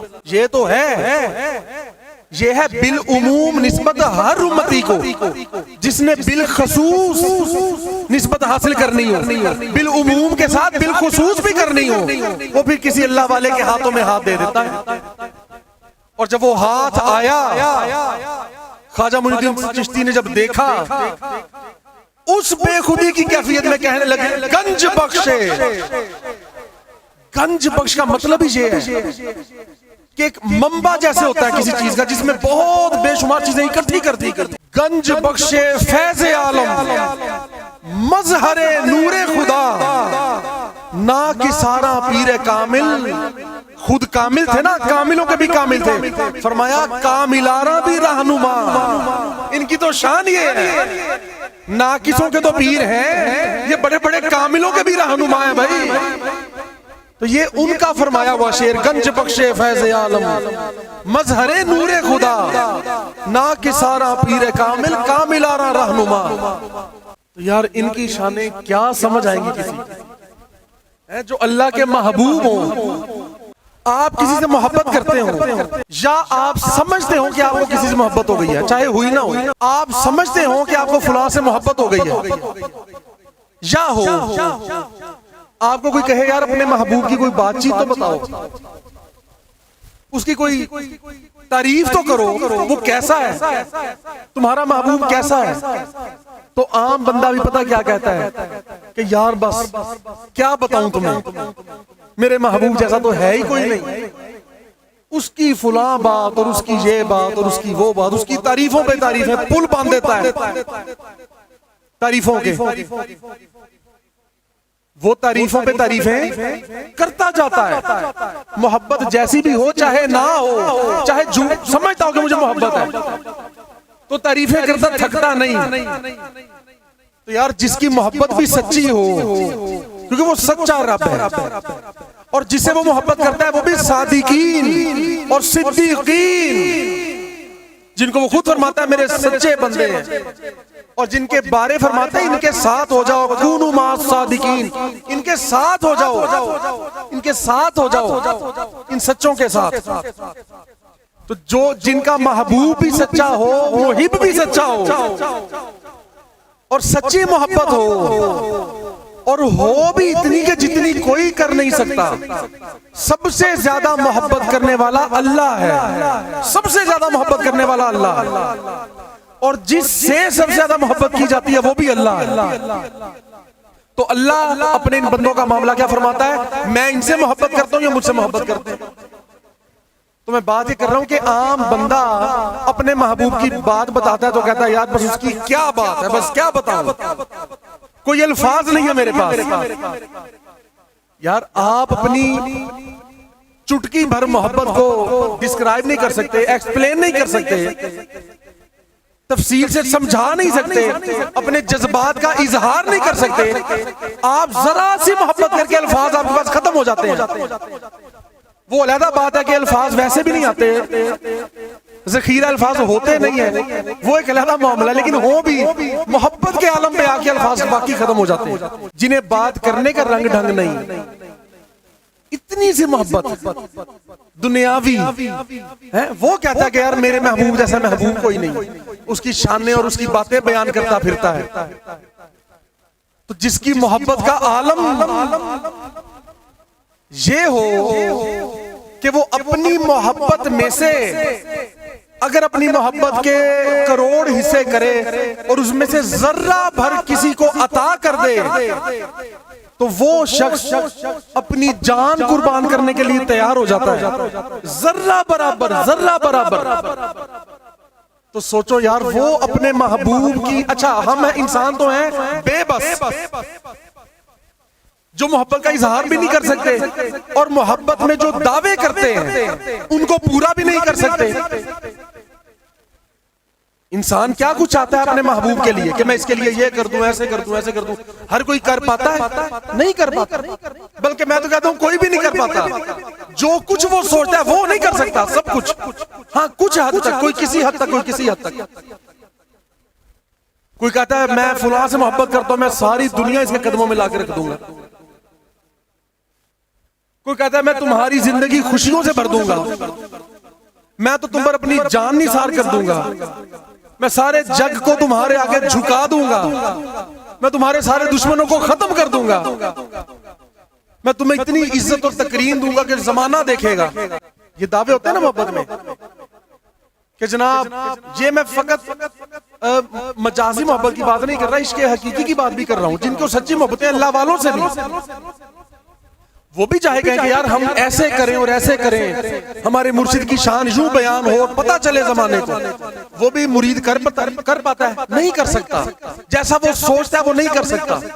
کیوں؟ انسان بے بس ہے۔ تو یار وہ علی کل شیء قدیر، جو ہر شے پر قادر بھی ہو اور محبت بھی کرتا ہو اور اعلان محبت بھی فرماتا ہو اپنے فرشتوں میں، تو سوچو کہ وہ عالم برزخ میں اور عالم آخرت میں اپنے بندوں کی کیسی کیسی شان بیان کرے گا۔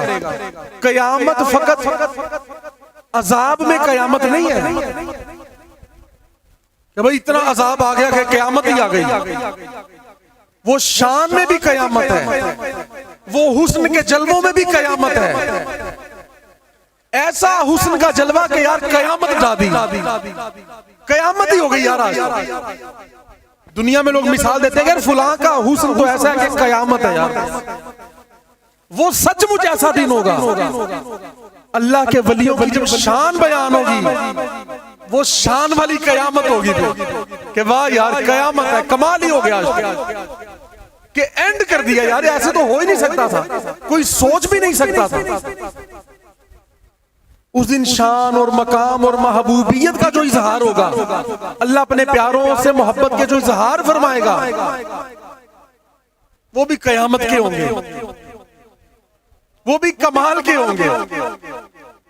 تو کئی قیامتیں ہوں گی، کسی پہ عذاب کی ہوگی قیامت، کسی پہ حسن کے جلووں کی ہوگی، کسی پہ پیار نوازشات کی قیامت ہوگی، برسات ہو جائے گی انعامات اور احسانات کی۔ یہ تو ہر کسی کے اپنے اپنے عالم ہیں، اپنے اپنے معاملات ہیں سب کے۔ تو خیر بس بات کو سمجھ لیں کہ ذریعہ نجات جو ہے وہ اللہ کے بندے ہیں، وہ اللہ کی رحمت ہے، اور اللہ کی سب سے بڑی رحمت حضور خود ہے رحمت للعالمین، اور پھر آگے باقی سب حضور کے محبوبین اور محبین یہ بھی اللہ کی رحمت ہے۔ اور حضور کی شفاعت عظمیٰ کے بعد تمام انبیاء بھی شفاعت کریں گے اور تمام اولیاء بھی شفاعت فرمائیں گے، اور پھر ان کی سفارش کے ساتھ، ان کی شفاعت کے ساتھ لوگوں کو بخش دیا جائے گا، جہنم میں گئے ہوئے لوگوں کو بھی نکال لائیں گے۔ اور دیکھیں اس میں یہ بھی نکتہ نکلتا ہے کہ اب ایک ولی نے اپنی زندگی میں، ظاہری زندگی میں جتنے مرید کیے، جتنے لوگوں کو یہ شرف حاصل ہو گیا کہ ان سے نسبت حاصل ہو گئی، کسی کے 100 سچے ولیوں کے، کسی کے جناب 200، کسی کے 1000 10,000، کسی کے لاکھ، کسی کے لاکھوں، کسی کے کروڑوں، یہ اپنے اپنے معاملات۔ اب جیسے کسی نبی نے تلقین فرمائی ساری زندگی، تو جناب 10 بندے آ رہے ہیں راہ ہدایت پر، 90 بندے آ رہے ہیں، 1000 بندہ آ رہا ہے، ہزار سال محنتیں کی، 1000 بندہ آیا صرف راہ راست پر۔ لیکن اس کے بعد اسی طرح سلسلہ طریقت جو ہے، ایک ولی کے مرید ہو گئے مثال کے طور پہ 50,000، مثال دے رہا۔ اب حضور نے فرمایا ہر کوئی اپنے ساتھ 70,000 کو لے جائے گا۔ یہ بات میں نے پہلے کی کہ وہ ایک تشبیہن فرمایا گیا، وہ کئی ہزار بھی ہو سکتے ہیں اور کئی لاکھ بھی ہو سکتے ہیں۔ اچھا اب جو جن سے تو ڈائریکٹ نسبت تھی اپنے سلسلے، اور حضور نے فرمایا ہر پہلا بندہ وہ جو ہوگا جو بغیر حساب کتاب کے بخشوا کے لے کے جائے گا، ہر پہلا بندہ تب تک جنت میں نہیں جائے گا جب تک آخری بندے کو لے نہ جائے۔ اچھا یہ سیرت کس کی ہے، یہ طریقہ کار کس کا ہے؟ امام الانبیاء کا۔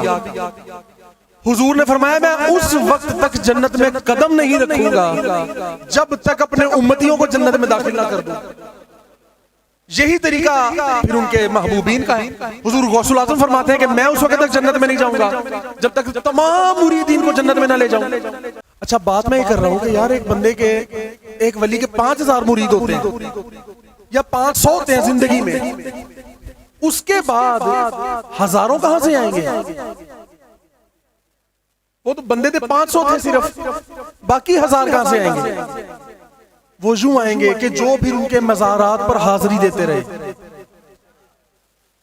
جو ان کا نام سن کے مانتے رہے، چاہے پیدا ہی بعد میں ہوئے ہوں۔ مطلب ایک ولی اگر انتقال فرما گیا ہے 2007 میں، ایک بچہ پیدا ہو رہا ہے 2010 میں، وہ جب بڑا ہوگا، بالغ ہوگا، سمجھ بوجھ جائے گی، 2025 23 27 آ گیا ہوگا، اس وقت بھی اگر وہ اس ولی کو مانتا ہے کہ اچھا یار وہ ایسے اللہ کے ولی تھے، ان سے پیار کرتا ہے، عقیدت کرتا ہے، کبھی ان کی بارگاہ میں کوئی صالح ثواب پیش کر دیتا ہے، نذرانہ عقیدت پیش کر دیتا ہے، روحانی نسبت جوڑ دی جائے گی۔ پھر قیامت تک جو لوگ ان کو ماننے والے ہوں گے وہ ساروں کی ذمہ داری چلی جائے گی اس ولی پر۔ اچھا اب یہ ہو سکتا ہے کیونکہ وہ بیعت نہیں تھا، ڈائریکٹ مرید نہیں تھا، اس نے تعلیمات پر اتنا عمل بھی نہیں کیا، زیارت بھی نہیں کی، آواز بھی نہیں سنی، کبھی قدم بوسی دست بوسی کا شرف بھی حاصل نہیں ہوا، تو بس سنا کہ اللہ کے ولی اور ایسے ایسے۔ اچھا ہو سکتا ہے کہ وہ باقی زندگی میں اس نے بڑے عجیب و غریب اعمال ایسے کیے ہوں جس کی وجہ سے اس کو فرشتے کہیں گے تو آنا اس طرح، تھوڑی دیر تو جہنم میں رک۔ اگر اس کو فرشتے لے بھی گئے، اللہ کے ولی کو اللہ فرمائے گا کیا میرے ولیو اب جاؤ ذرا جہنم کی طرف، وہاں بھی دیکھ لو، ذرا سا بھی کوئی شناخت میں آئے نا، پہچان میں، تو نکال لو، کیونکہ جن کو بھی تم سفارش کرو گے نا میں ان کو بخش دوں گا۔ تمہاری سفارش جو ہے رد نہیں ہونی، آج جس کو بھی کہو گے بخش دوں گا۔ اور دوزخ کی آگ کو حکم ہوگا کہ ابھی بھڑکنا نہیں، بھڑکنا کیوں نہیں؟ ان کے چہرے نہ جھلس جائیں، نیچے رہو۔ سزا تو ان کو ظاہر اعمال بھی ایسے کیے ہیں، سزا کچھ دیر ان کو ملے لیکن چہرے بگڑ نہ جائیں آگ سے جھلس کر۔ کیوں؟ غیبی وہ حکمت ہوگی کہ اللہ کے ولی نے نا اسے چہرہ دیکھ کے پہچاننا ہے، تو ولی کی شان یہ ہوگی، یہ ولی کا پروٹوکول ہے۔ ولی کو اللہ غیبی طاقت دے تو چہرہ جھلس بھی جائے تو پہچان لے گا، ہے کہ نہیں؟ اللہ اس کو جب اللہ اس کو سفارش کی طاقت دے رہا ہے اس دن، جس دن وہ خود فرماتا ہے کون ہے جو سفارش کرے بھائی، اس دن بھی جن کو یہ طاقت دے رہا ہے کہ سفارش کرو میری بارگاہ میں اللہ باذنہ، تو یار پھر یہ بھی تو طاقت دے سکتا ہے کہ بھائی تم بس کہہ دو کہ اللہ جو جو بھی تھے نا ان کو بھیج دے بس جنت میں، تو میں خود ہی بھیج دوں؟ نہیں، لوگوں کو دکھانا ہے، شان دکھانی ہے، وہاں تو دکھا دکھا کے جلوے پتہ چلیں گے نا۔ جب دنیا میں کسی محب کو جوش آتا ہے نا تو اپنے محبوب کی شان دکھانی ہوتی ہے، تو جان بوجھ کے دکھاتا ہے شان، جہاں نہیں بھی بولنا ہوتا وہاں بولتا ہے جان بوجھ کے کہ نہیں اب تو میں نے محبوب کی شان بیان کرنی ہے، آج نہیں میں چپ رہنا، آج میں دکھاؤں گا، جان بوجھ کر دکھاؤں گا۔ اللہ فرمائے گا ولی ذرا جا، سارے دیکھیں بھی کبھی ولی کہاں جا رہا ہے، لوگ دیکھیں گے بھئی اب کدھر، اب تو بخشوا لیے، ہزاروں لاکھوں کی تعداد میں تو بخشوا کے لے گئے، اب کہاں جا رہے ہیں؟ وہ کہے گا میں اوروں کو بھی بخشوانے جا رہا ہوں۔ پھر وہ اور حیران ہوں گے، اچھا یار ابھی بھی ان کی اتنی شان، ابھی بھی اختیار باقی ہے، ابھی ان کا کوٹا پورا نہیں ہوا، ابھی جگہ ہے، ابھی اتنی وسعت ہے یار رحمتوں میں۔ اور دوسری بات، ولی چاہے تو جھلسا چہرہ بھی پہچان سکتا ہے، لیکن نہیں یار، ولی نے آ کر ان کا چہرہ دیکھنا جو ہے، ولی کی نظر اس کے چہرے پہ پڑنی جو ہے، تو اللہ تعالیٰ اس ولی کی نظر کی شان دکھانے کے لیے ان چہروں کو بھی سلامت رکھے گا کہ بھئی یہ چہرے جھلسنے نہیں دینے۔ کیوں مولا؟ کیونکہ میرے ولی کی نظر پڑنی ہے ان پر، یہ ولی کی محبوبیت ہے کہ یار میرا ولی، اب تو قیامت کا دن آ گیا، قیامت کے دن بھی وہی بات ہو، دنیا میں جو ہو گیا ہو گیا، آج تو میں ایک ایک شان دکھاؤں گا۔ اب میرے ولی کی شان یہ ہے کہ کیونکہ میرے ولی کی نظر پڑنی ہے فلاں بندے کے چہرے پر، تو اس کی شان کا عالم یہ ہے کہ چہرہ جھلسنے نہیں دینا۔ جیسے کہ مثال لیتا ہوں، آپ اپنے گھر کی کوئی چیز سجائیں یا کسی چیز کو چومیں بڑے پیار سے، چوم کے کہیں لگائیں، کوئی آپ کو کہے یار تم کیوں چوم رہے ہو، کیا اس شے کو تمہارے محبوب نے بھی چوما ہے؟ تو آپ کبھی کہتے ہیں کہ نہیں یار ابھی تو میرے محبوب نے اس کو دیکھنا ہے۔ کبھی محبت کی یہ بھی کیفیت ہوتی ہے کہ یار میرے محبوب کو یہ رنگ پسند ہے تو اس رنگ کی چیز کو اٹھا کے چوم لیا۔ یار آج تو میں نے نئے کپڑے پہن کے اپنے محبوب کی بارگاہ میں جانا ہے تو ان کپڑوں کو پہلے ہی پیار سے چوم لیا۔ کیوں؟ ابھی دیکھا تو نہیں محبوب نے، ابھی تو دیکھنا ہے۔ جب ہمارا کوئی معزز، کوئی مہمان، کوئی پیارا گھر میں آتا ہے، ہم پہلے ہی صفائی کیوں کر دیتے ہیں؟ کیوں کرتے ہیں کہ یار اس نے آنا ہے اور اس نے دیکھنا ہے، اس کی نظر پڑنی ہے۔ ہم اس کی نظر کا پروٹوکول کر رہے ہوتے ہیں، اس ٹائم اس کی آنے والی نظر کی عزت اور تقریب پہلے سے کر رہے ہوتے ہیں کہ نہیں یار پہلے ہی سجا دو، پہلے ہی سوار دو۔ کیوں؟ یار میرے ماہی نے آنا ہے، دولن نے آنا ہے، ابھی میرے یار نے، محبوب نے آنا ہے۔ تو وہ کہیں گے کہ یار اس نے کام تو عذاب والے کیے اور مرید بھی نہیں تھا، لیکن چلو مانتا تو تھا نا، تو اس کو کچھ دیر کی سزا ہو جائے گی، لیکن اس کا بھی پروٹوکول اتنا رکھنا ہے کہ اس کا چہرہ جھلسنے نہیں دینا۔ آگ کو کہنا ہے آگ نیچے ہی رہنا ہے، ٹخنوں سے اوپر نہیں آنا۔ پنڈلیوں تک آگ آئے گی تھوڑی، پھر حکم ہوگا نیچے ہو جا، ابھی ولی نے گزرنا ہے یہاں سے، ابھی ولی نے گزرنا ہے اس دروازوں سے، تو ذرا تو بھی ادب سے رہ، ابھی بھڑک نہ۔ کیوں؟ کیونکہ ابھی ولی نے گزرنا ہے۔ پھر وہ ولی آئے گا، کوئی بھی ولی جو بھی آئے گا، وہ کہے گا کہ اچھا یار تم لوگ تو میرے بعد پیدا ہوئے تھے، میرے انتقال کے بعد پیدا ہوئے تھے، لیکن مجھے مانتے تھے، میرا نام سن کے تم نے عقیدت کی تھی، اور یہ اصل میں اللہ کی شان ہوگی، یہ اللہ کی شان کا عالم ہوگا کہ اللہ ان کو فرمائے گا کہ یار جاؤ میرے محبوبوں، ایک تو وہ تو ہو گئے بغیر حساب والے، اب ان کو بھی بخشوا لاؤ، جنہوں نے ساری زندگی میں تمہیں ایک بار بھی محبت سے دیکھا، ایک بار بھی، بس اس کے بعد کبھی گستاخی نہیں کی. یہ بھی شرط ہے. اب یہ نہیں کہ آپ 10 سال ایک ولی کی خدمت کریں، پاس بیٹھے ہاتھ پاؤں چوم کے بعد میں اسی کے مخالف ہو جائیں، اس کی کوئی گارنٹی نہیں ہے. اور اگر آپ مخالف ہی ہو گئے پھر تو کھاتا ختم ہو گیا نا آپ کا. ان کی بات نہیں ہو رہی، ان بدبختوں کی بات نہیں ہو رہی. ان سے زیادہ خوش قسمت وہ ہیں جنہوں نے ساری زندگی میں فقط ایک بار ہی زیارت کی ہو، لیکن اس کے بعد کبھی بیعت بھی نہ کی ہو. وہ ایک زیارت ہی اس کا بیڑا تار دے گی. اچھا، پھر اگلی کیٹیگری آ جائے گی جس نے ایک بار بھی نہیں دیکھا ولی کو، محبوب کو، اللہ کے محبوب کو، لیکن اس نے کبھی نام سنا یا محبت سے نام پکارا. پھر اللہ فرمائے گا کہ جس نے تمہارا محبت سے نام پکار لیا، آخر کار میں اس کو بھی بخش دوں گا. جس نے محبت سے ذکر کیا اس کو، اور جس نے محبت سے سن لیا. دیکھیں رحمت کی وسعت کا عالم، دیکھیں نہ وہ مرید تھا، نہ اس نے کبھی دیکھا مرشد کو. اللہ کے سچے ولی جو مرشد ہوتے ہیں، لوگوں کے مرشد اللہ کے ولی، نہ کبھی ان کو دیکھا، نہ کبھی ان کا تذکرہ کیا، صرف ان کی بات یا نام سنا، صرف سنا نام. تو اللہ کی محبت کا عالم یہ ہے یار، اللہ ان سے اتنی محبت کرتا ہے، اتنی محبت کرتا ہے کہ اللہ فرمائے گا آخر کار ان کو بھی میں نے بخش دینا ہے، کیونکہ انہوں نے میرے محبوب کا ایک بار نام سنا تھا ادب سے. اس نے بد لحاظی نہیں کی تھی، ادب سے سن لیا تھا نام. بس اس سے اندازہ کریں کہ اللہ والوں کیا شان، اللہ کی بارگاہ میں ان کا کیا ہے، ان کی محبوبیت اور مقبولیت کس قدر ہے اللہ کی بارگاہ میں. اور اسی طرح یہ بھی ذہن میں رکھیں، آپ جو مرضی ہو، عالم ہو، پیر ہو، جو بھی ہو، اگر آپ یہ کہتے ہیں جناب میں تو جنید بغدادی سے بھی اختلاف کر سکتا ہوں، میں غوث الاعظم سے بھی اختلاف کر سکتا ہوں، جی دادا صاحب سے بھی کر سکتا ہوں، تو بات ذہن میں رکھ لیں، ان کو ماننے والوں نے جانا ہے بغیر حساب کے جنت میں، اور ان کا انکار کرنے والوں نے جانا ہے بغیر حساب کے جہنم میں. یہ بات لازمی ذہن میں رکھیں.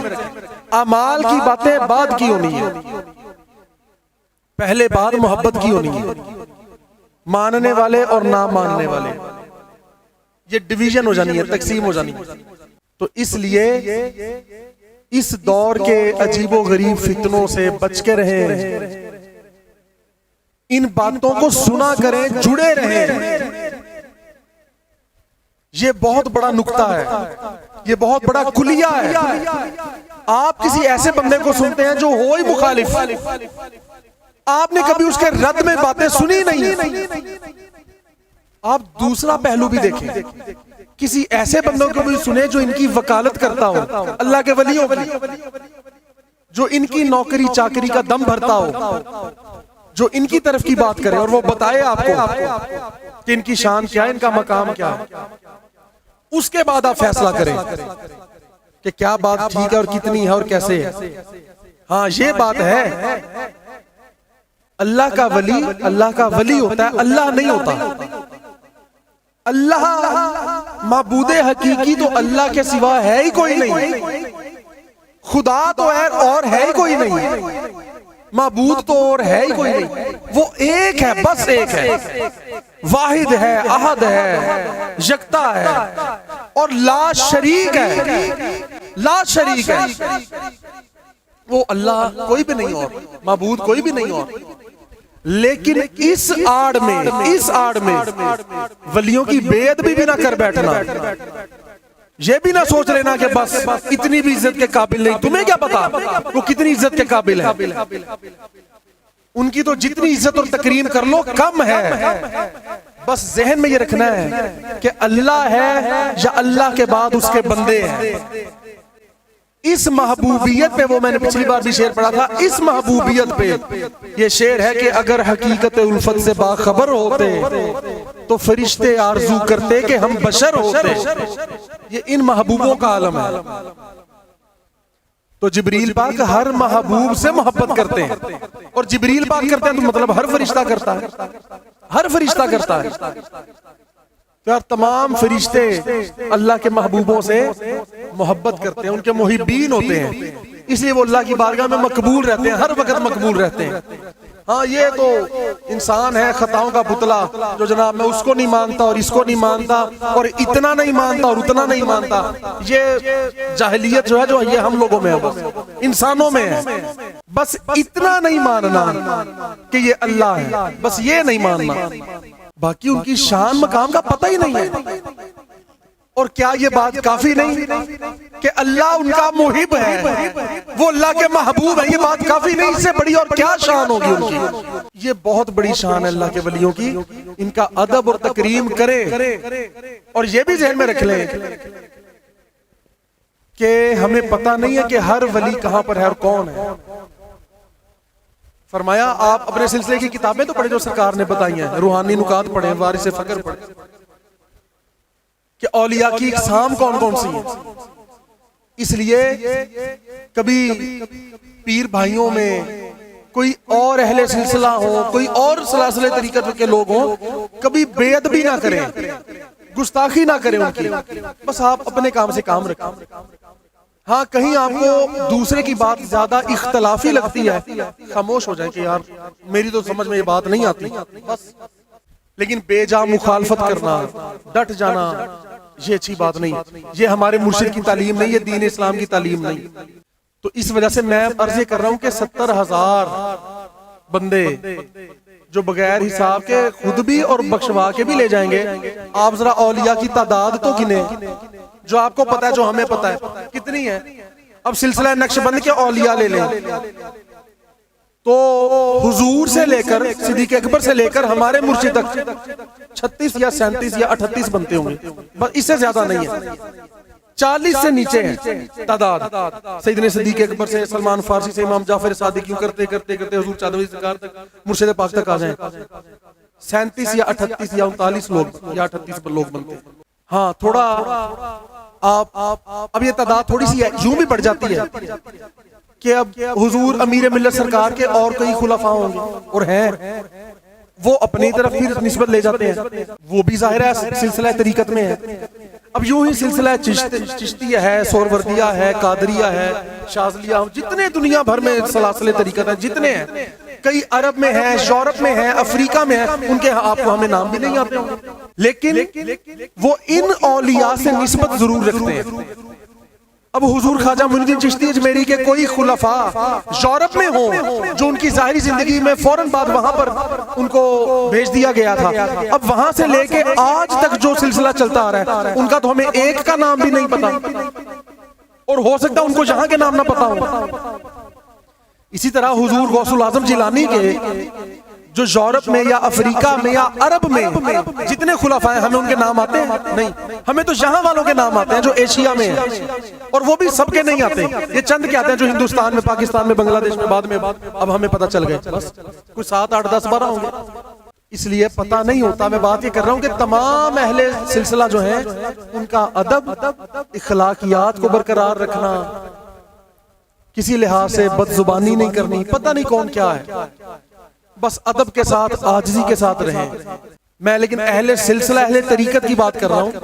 اب یہ نہیں کہ کوئی مولوی ہو تو اپنے ساتھ نقشبندی، قادری، چشتی، رضوی کوئی لگا لے تو وہ آپ کہیں پتہ نہیں یار ابھی کوئی ہمارے سے بے ادبی نہ ہو جائے، اور وہ چاہے آپ کے پیر کی بے ادبی پہ بے ادبی کرتا ہو یا اولیاء کی بے ادبی کرتا ہو یا کوئی اور اپنے آپ کو مسلمان کہنے والا، عالم دین کہنے والا ہو، تو جناب اولیاء کو مانتا نہ ہو، اس سے ڈرنے کی کوئی ضرورت نہیں، وہاں گھبرانے کی کوئی ضرورت نہیں کہ یار ہم سے بے ادبی نہ ہو جائے۔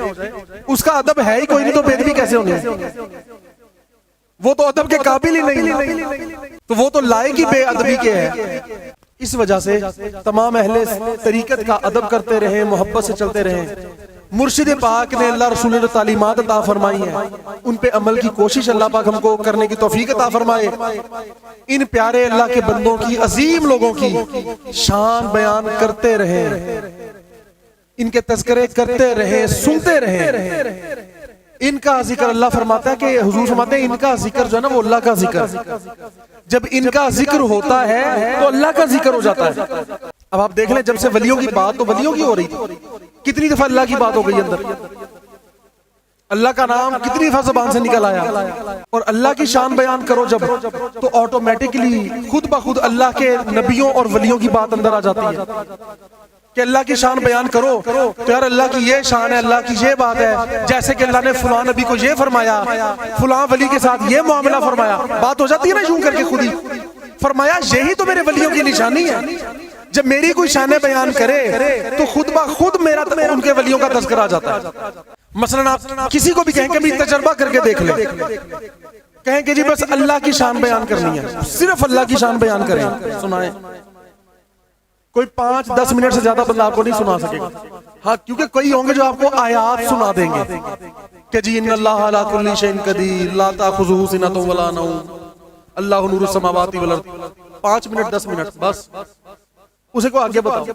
اور بھی یار اللہ کی شان تو اتنی ہے کہ ساتوں سمندر ہوں اور سمندر ہوں، سیاہی بن جائیں، تمام درخت قلم بن جائیں، اور تمام آسمانوں اور زمین پہ رہنے والے لکھنے لگ جائیں تو اس کی باتیں ختم نہیں ہوتی۔ اللہ نے فرمایا میری شان یہ ہے، یار اللہ کی اور شان بیان کرو، پھر وہ بندہ پتہ کیا کہے گا، حضور نے یہ فرمایا کہ اللہ کی شان ایسے ہے، حضور نے یہ فرمایا کہ اللہ کی شان یہ ہے، حضور نے فرمایا کہ اللہ کی بات ایسے ہے۔ اب بات آ گئی حضور حضور حضور پر کہ حضور نے یہ فرمایا، حضور نے یہ فرمایا، حضور۔ اب یہ کیا ہے؟ اسی بات کی نشانی کہ جب اللہ کی باتیں کرو گے تو اس کو محبوب کا ذکر خود ہی ہو جائے گا۔ پھر وہ باتوں میں آپ کو کہے گا اللہ تعالیٰ نے موسیٰ علیہ السلام کو یہ بات فرمائی، اللہ نے عیسیٰ علیہ السلام کو یہ بات فرمائی، ابراہیم علیہ السلام کو یہ بات فرمائی، سلیمان علیہ السلام کو یہ بات فرمائی، حضرت عمر نے یہ فرمایا، صدیق اکبر نے یہ فرمایا، حضرت علی نے یہ فرمایا، غوث الاعظم نے یہ کہا، داتا صاحب نے یہ کہا، بابا صاحب نے یہ کہا۔ جب یہ بات ہوتی ہے تو فرمایا میری باتیں کرو گے تو ان کا نام خود ہی زبان پر آ جائے گا، اور ان کی باتیں کرو۔ آپ کسی کو کہہ کے دیکھ لیں ولیوں کے ماننے والوں کو، یار ہمیں صرف ولی کی شان بتاؤ، ہمیں اللہ کی شان نہیں بتانی، صرف ولی کی شان بتاؤ، 2-4 منٹ سے زیادہ بتا نہیں پائے گا، خود ہی اللہ کی طرف بات آ جائے گی، کیونکہ اس کو باتوں میں کہنا پڑے گا کہ اللہ نے ان کو یہ چیز عطا فرمائی، یہ اللہ کے محبوب ہیں۔ جب اتنا کہہ دیا تو اللہ کی شان بھی بیان ہو گئی۔ اب یہ اس سینس میں نہیں ہے بس کہ کوئی کہے جی آپ تو اگر ابلیس کا ذکر کریں تو وہاں بھی اللہ کا ذکر ہوتا ہے قرآن میں، کہ اس نے اللہ کو کہا کہ میں نہیں مانتا، میں نہیں جھکتا۔ یہ تو بات ہی اور ہے، بات ہو رہی ہے محبت میں، شان و عظمت میں بات ہونے کی۔ وہ تو اس کی لعنت کا عالم یہ ہے، اس پہ جو لعنت پڑی یہ تو اس کا عالم ہے کہ جب بھی لعنت کا ذکر ہوگا تو پھر اس کا ذکر ہوگا، اور اتنی بڑی کہ اللہ نے اسے لعنت کر دیا، یہ کہ اس کی شان بیان ہو رہی ہے۔ ایسا تو کوئی بھی کہے جی میری بات کر لو اللہ کی بات ہو جائے گی، دیکھنا اندر اندر، اور بھائی پتہ نہیں کیسے ہوگی، ایسے ہی نہ ہو جائے کہیں، یا ایسے نہ ہو جائے۔ مثال سمجھانے کے لیے ہاں شان اور عظمت اور بڑائی بیان کرو، اللہ کی کرو تو خود بخود بندوں کی آ جائے گی، بندوں کا تذکرے کرو خود بخود اللہ کی شان بیان ہو جائے گی۔ اللہ کے اپنے بندوں کے ساتھ بڑے کمال کے معاملات ہوتے ہیں، بڑے جو ہم سوچ نہیں سکتے۔ ہمیں کیا پتا کہ کیا ہے، کون بندہ کن کیفیات اور معاملات سے گزر رہا ہے۔ حضرت سیدنا سلیمان علیہ السلام جب بیڑے کو لے کے جا رہے تھے نا ہوا میں، آپ کو پتا ہے کہ ان کا اللہ نے یہ طاقت عطا فرمائی، ان جیسا بادشاہ کوئی نہیں آیا، ظاہری بھی پوری دنیا میں ایسا بادشاہ نہیں آیا، کیونکہ ان کی حکومت تو ہواؤں، چرند پرند درند ہر چیز پر تھی۔ آپ بحری بیڑے کو، سمندری جہاز کو اڑا کے ہوا میں لے جاتے تھے، ہوا کو حکم دیتے، ہوائیں جناب خدمت میں حاضر ہو جاتی ہیں، ہوائیں اپنے اوپر اٹھا کر وہ بیڑے کو چل پڑتی۔ اچھا ہوا یہ اتنی بلندی پر پہنچے، اتنی بلندی پر پہنچے، بادلوں سے اوپر چلے گئے۔ جب بہت ہی بلندی پر پہنچے تو بیڑے میں بیٹھے ایک وزیر حضرت سیدنا سلیمان علیہ السلام کے بیڑے میں موجود تھے، جو ان میں سے ایک شخص کو خیال پیدا ہوا، دیکھیں کیسی بات ہے، خیال یہ پیدا ہوا کہ یار ان کی کیا پروٹوکول ہے، یار کیا شان ہے، تو یار ہمارے نبی جو ہیں سیدنا سلیمان علیہ السلام یہ کیا محسوس کرتے ہوں گے کہ میرے جیسی تو شان ہی کسی کی نہیں۔ کرسی پہ بیٹھے ہوئے تھے آپ، اس بیڑے میں بھی کرسی لگی ہوئی تھی، اس پہ آپ شاہانہ کرسی پہ بیٹھے، اب اس کو یہ خیال سے پیدا ہوا کہ یار یہ کیا محسوس کرتے ہوں گے، ان کی فیلنگز کیا ہوں گی، اتنی بلندی، ساری مخلوقات نیچے ہیں، فرشتوں کی آوازیں آتی ہیں اوپر سے، مخلوقات ہوا میں اڑنے والی پرندے ہمیں دیکھتے ہیں، ان سے بھی اوپر نکل جاتے ہیں۔ اچھا اب اس نے یہ خیال کیا تو ان کو اللہ کی طرف سے جواب آیا، فرمایا کہ تم کیا سمجھتے ہو کہ میرا یہ محبوب، میرا جو نبی ہے، یہ کیا سوچتا ہے؟ یعنی اب اس نے کیونکہ محسوس کیا کہ شاید کوئی بڑائی یا شان عزت اپنا کوئی گواہ، یار میں سے، اللہ نے فرمایا میرے اس نبی کے دل میں، سلیمان علیہ السلام، فرمایا اس کے دل میں اگر ذرہ برابر بھی تکبر یا غرور آتا یا یہ خیال آتا جو تمہیں آیا، اگر کبھی آیا، مطلب کبھی نہیں آیا، نہ کبھی آیا، نہ ہے اور نہ آئے گا، فرمایا اگر میرے اس بندے کے دل میں یہ خیال آ جاتا تو میں اس بیڑے کو زمین میں اتنا ہی نیچے دھسا دیتا کہ میرے نبی تو نے یہ خیال کیا کیسے، تم میں یہ خیال پیدا کیسے ہو گیا؟ فرمایا تم کیا جانو کہ میرے بندے میرے ساتھ عاجزی سے کیسے رہتے ہیں، ان کے دل میری بارگاہ میں کیسے جھکے رہتے ہیں، تم اس کی ظاہری شان و شوکت کو دیکھ رہے ہو کہ وہ بلند مقام پر بیٹھا ہے، اس کا تو جناب پروٹوکول ہی بہت ہے، اس کی تو شان ایسے ہے، ہر چیز اس کے آگے جھک جاتی ہے، تو یار بڑی مزے کی ان کی تو لائف ہے یار، یہ تو ٹھاٹ باٹ کے ساتھ رہتے ہیں جناب بڑی۔ اور فرمایا تمہیں کیا پتا، تم لوگ تو نیچے رہ کے بھی غرور و تکبر کرتے ہو، حیثیت اور اوقات بھی کوئی نہیں، تو پھر بھی یوں خیال لے آتے ہو اپنے اندر۔ تو یہ میرے محبوب ہیں جن کو میں جو بھی شان دے دوں، جو بھی مقام دے دوں، عزتیں دے دوں، عظمتیں دے دوں، برکتیں، وسعتیں، سب کچھ دے دوں، ان لوگوں کے دل ہر وقت جھکے رہتے ہیں میری بارگاہ میں، ہر وقت جھکے رہتے ہیں، ہر وقت عاجزی ہوتی ہے، ہر وقت انکساری ہوتی ہے، ان کے تو آس پاس سے بھی غرور یا تکبر نہیں گزرتا۔ دیکھو یار میں بات کر رہا ہوں اللہ کے بندوں کا، اللہ کے ساتھ بڑے بڑے عجیب معاملات، یہ ہم نہیں سمجھ سکتے، تو ہمیں ان تعلیمات پہ عمل کرنے کی ضرورت ہے، اچھی قوم بننے کے لیے، تعلیمات پھیلانے کے لیے، عاجزی، شکر، صبر۔ آج کل ناشکری کا بڑا کلمہ زبانوں پر ہے، پھر سے اگرچہ وہ ایک بہت اچھا اور بہترین بہانہ ہے کہ جی مہنگائی بہت ہو گئی ہے، بل بہت آئے ہیں، یہ بات اپنی جگہ حق ہے، اس میں کوئی شک نہیں، لیکن ناشکری کا جملہ نہ بولیں۔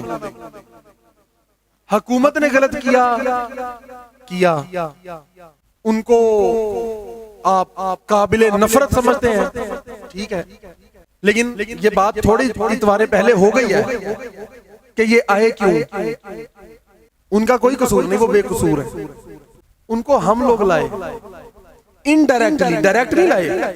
ہاں کئی کہیں گے ہم نے تو ان کو ووٹ نہیں دیا، ہم کیسے لائے؟ بھائی ووٹ نہیں دیا، آپ نے کام ایسے کیے کہ ان لوگوں کو ہمارے لیے چن لیا گیا۔ تو خیر میں یہ بات کر رہا ہوں کہ ناشکری نہ کریں، ہر وقت یہ نہ کہیں بھائی لٹ گئے، پٹ گئے، ختم ہو گئے، اب تو جملہ ہی آتا ہے جناب اتنا بل آ گیا ہے، تو اس لیے بس اللہ کا شکر ادا کریں، اپنے اعمال ہم سیدھے کریں گے، دیکھیں اللہ تعالیٰ کیسے بدلتا ہے نظام کو۔ میں یہ بات کر رہا ہوں کہ اللہ والوں کے ساتھ لگے رہیں، جڑے رہیں، جھکے رہیں۔ اللہ فرماتا ہے جب میرے ولیوں کی بارگاہ میں جاؤ تو جھکے رہو، جھک کے جایا کرو، تو ہمیشہ ادب کرتے رہیں، ان کی تعلیمات پہ عمل کرتے رہیں، اپنی زبان، اپنا اخلاق، اندر دل صحیح کریں، سوچ اچھی کریں۔ اللہ تعالیٰ ہمیں ان ساری چیزوں کی توفیق عطا فرمائے۔ اللہ تعالیٰ ہر طرح سے ہم سب کو ان کی تعلیمات کو سمجھنے کی، اس پہ عمل کرنے کی اور ان تعلیمات کو پھیلانے کی توفیق عطا فرمائے۔